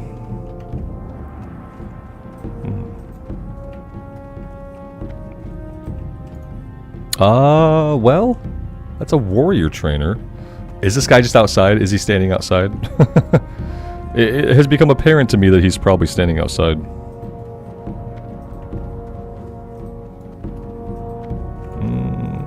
There we go. After 20 years, the fact that I can still get turned around in this same building is pretty incredible. Okay, so he's got to be out here. Yeah, he's right here. Okay, I walked right by him. Hey there. Okay. Yeah. Oh, yeah, we gotta train consecration ranks.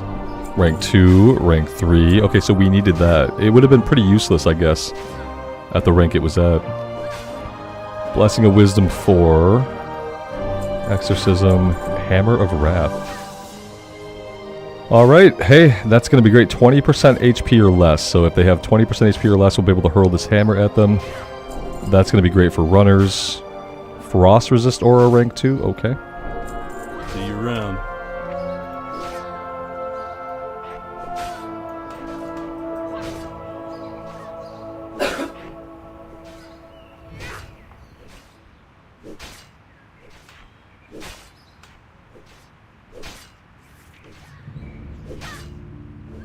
Where do I keybind it though?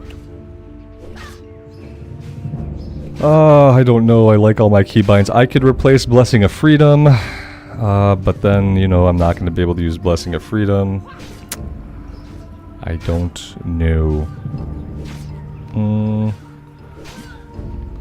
Okay, we'll do that for now. And yeah, I could move this off the bar. Actually, what I'll do is I'll do this. There we go. I think that'll be a little bit better. Okay, cool. Let's maybe go fight something and see how it feels. That would be cool. We'll head back to Tannerus. I feel like we can try to fight some of those guys and just see how it goes. If we want, maybe we go for the pirate hats. Although there should be a pirate kill quest. Isn't there a pirate kill quest down there for the different types of pirates in the cove? We don't have that one yet. Good day to you. Have a good So, one. yeah, I don't know if that's a part of a chain or exactly why we don't have it.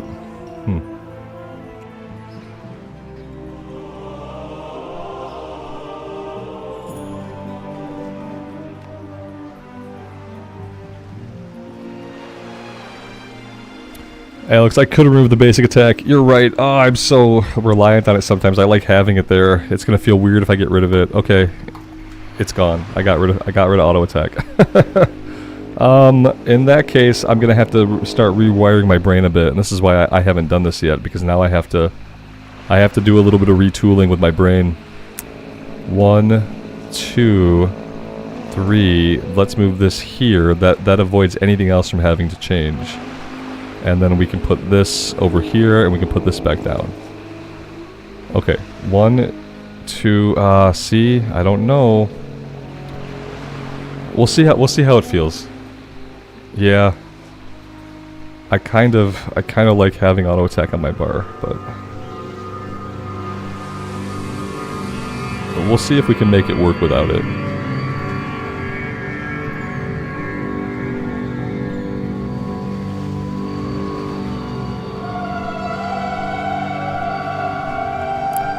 Kyle, you ask, is this still beta testing? No. This is WoW Classic Era. We're playing on the Bloodsail Buccaneers server, doing the hardcore challenge with the add-on. That's what this is. I hope that answers your question.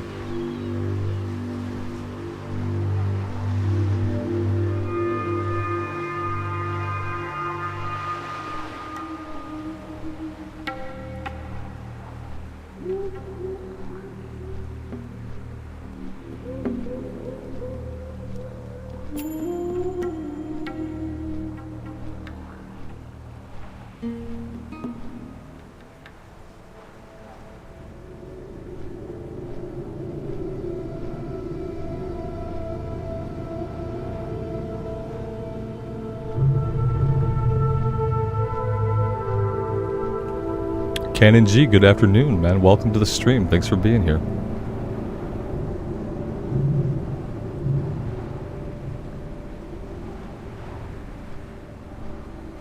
Yeah, thanks, man. It was good. The things that were good about it were like being around family, spending time with family and stuff. The things that were bad is what I knew was going to be bad, which was the heat and the sleeping in a tent. But yeah, those were the only bad parts about it. We just didn't get a lot of sleep, and, you know, it got pretty hot most of the time. It was pretty hot. We spent most of the time outside. So we were kind of always in the heat, and even in the shade, it was still pretty hot.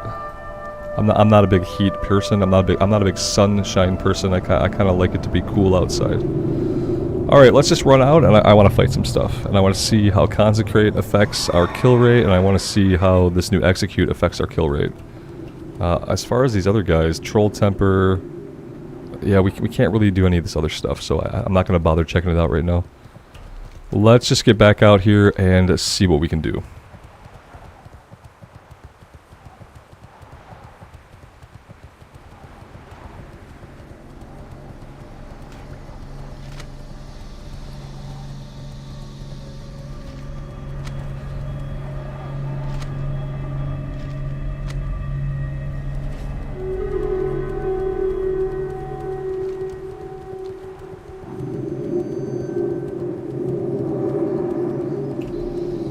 Monty, good afternoon. Welcome to the stream.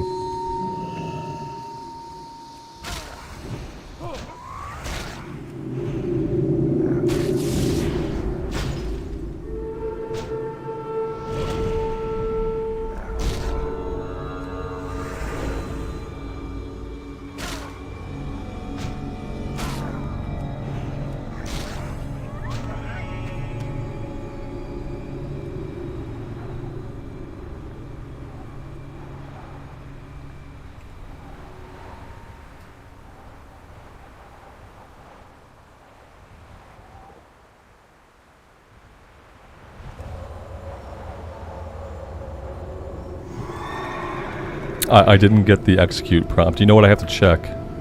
Let's see. Interface options, combat. Aha! You know, I keep having to turn this back on. This has been a constant thing on this character, is that I keep turning on my specific combat text to show me specific things like fading auras and stuff like that. And it keeps turning itself off and reverting the settings, and I don't really know why. It's actually kind of confusing.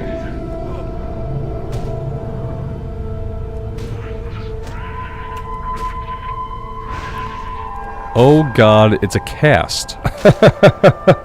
I expected it to be an instant ability, and it has a cast bar. I did not expect that at all. That's definitely good to know. Jess, have a good evening. Thanks for being here. I appreciate it.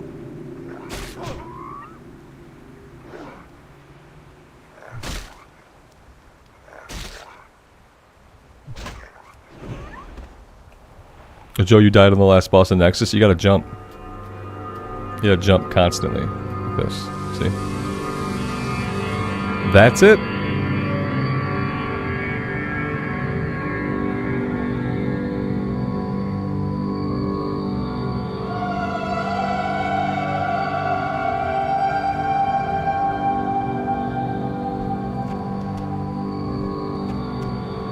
Usually you have the guy in every Nexus group who's like spamming keep jumping, or keep, you know, there's usually someone that like spams it in the group chat.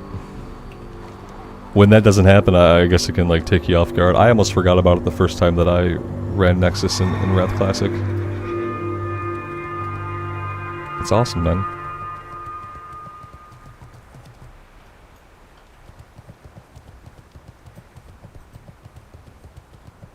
Alright, I'm really curious to see like how mana efficient we're going to be now that we have all these other buttons to push. I feel like we're probably going to burn mana a lot more. Let's try one of the Voidwalkers. We have to figure this out. Can we kill these? Can we actually kill these? Because I'm not convinced. Oh no. we can't fight these guys. Are you kidding me with this? This Voidwalker has as much HP and as much attack power as just a normal enemy. It's like we're fighting a Shadow Mage and a Warrior at the same time. Oh, no. I don't think so. Like, man. Okay, we killed the Voidwalker, sure. This just seems really bad. Oh, God. Oh, and they're lighting us on fire, too? Oh, good. That's awesome. Yeah. Guys, this is a big no-no for me. We're not doing this quest right now. We're not doing this right now. It's not gonna happen. Oh, that's a good point. Is it gonna work out? Yeah, because I use it on imps. I guess a Voidwalker is also a demon, right? Well, is a Voidwalker a demon? I mean, for the sake of demonology, it is sort of, but it's of the void. Demons shouldn't really be of the void, in my opinion. Demons are of the fell, but it probably works the same. Yeah, it's a demon. Yeah, even though like canonically and lore-wise, it almost doesn't really make sense for it to be a demon. But it is a demon, and it would work. Yeah, I don't know. We could try another one. I have nothing but bad feelings about it. Over here, I'm pretty sure there's a melee guy hanging out in stealth. So we can try to kind of reveal the area and take a look. Yeah, see, here we go. I knew you were there.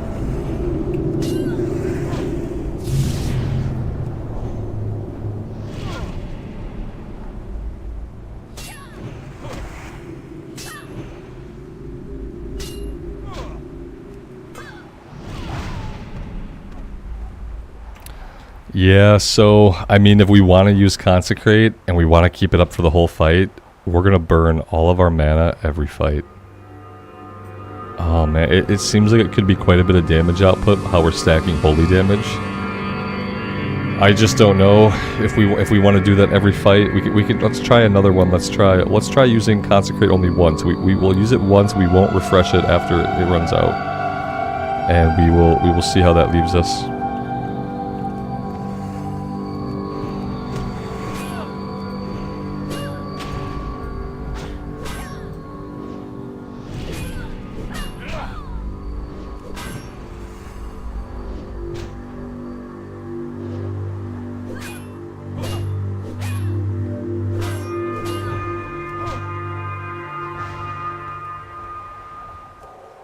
I mean, it's better, but against these guys especially, we're just at a point where it's probably going to take our entire mana bar to fight these guys. They're strong. They're level 44, we're level 44, they have a lot of HP, and they're able to deal significant damage to us, which requires us to heal between fights, which then drains the rest of the MP that we have. I think this person is alone. You know what? I'm just not feeling it. I'm not going to keep fighting these guys. Not feeling the way I do about it. I don't have a big desire to be there right now.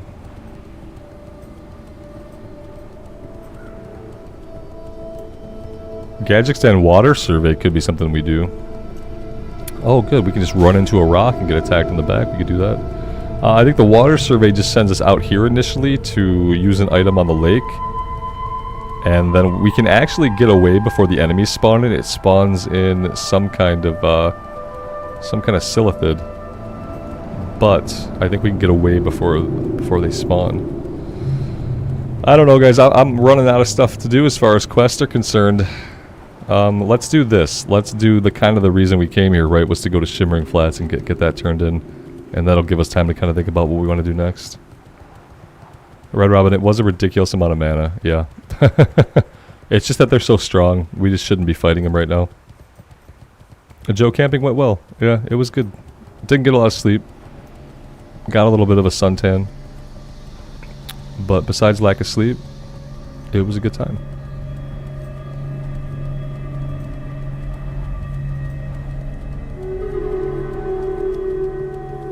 Yeah, Goomba was good. He loved it. There were other dogs there that he got to play with. There was another Jack Russell, who was like the black and brown version of Goomba, and they loved playing together, digging holes together, running around, chasing each other.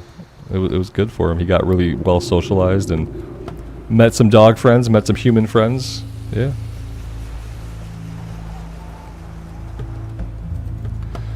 Yeah, there's a lot to pick up in Gadgekstan, but they're all higher level. They're all the lowest level stuff we have is the level 44. Everything else is higher. DOG didn't come camping with us, Joe. He's not the type of dog that's very sociable, so he was not able to come out. Other accommodations had to be made for him because he's kind of a guard dog. And while he's not actually violent, like I don't think he would actually bite somebody, what he will do is scare the hell out of everybody. That's what he will do. So yeah. He was not included on this trip because there were just too many family, too many little kids, too many other animals. That's kind of his role. His role is to be guard dog. So he's good family dog, he is guard dog, but he is not social dog. And that's fine.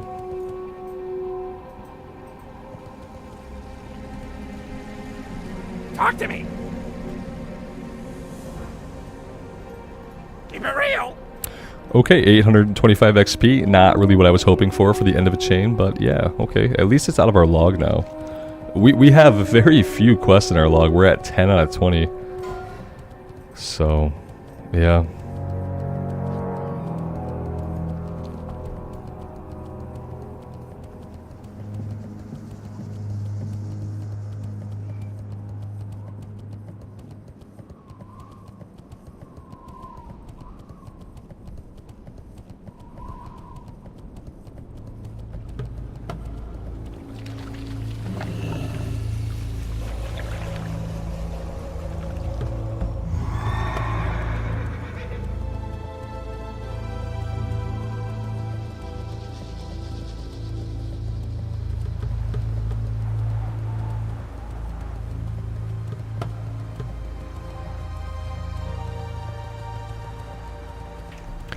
I think that with the execute we might be able to do this one. We could at least try it out. You know, the problem with this one is that the kobolds run away at like 25% HP.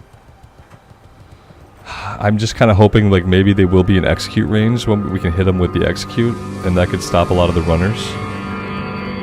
So maybe we think about doing that, giving that another shot, even though it's kind of dangerous. They run, and apparently there are casters in that cave that can shoot fire, so fire is bad. At the same time, like, we have quite a few levels on the quest now. You know, we're level 44, so that should put us in a pretty good position at least to try it out. But yeah, guys, for now, I'm going to take a break. I'm going to park it at the inn down here. I'm going to get a little bit of rest at XP. Later on, I'll probably hearth us back to Booty Bay. And yeah, next time, we will try to go to the Arathi Highlands. We'll try to work on this quest and kind of see what we can do from there. Thank you guys for being here, for showing up, for hanging out. I really do appreciate it. And as always, take care of yourselves out there and take care of each other. And we'll see you back here very soon. Bye for now.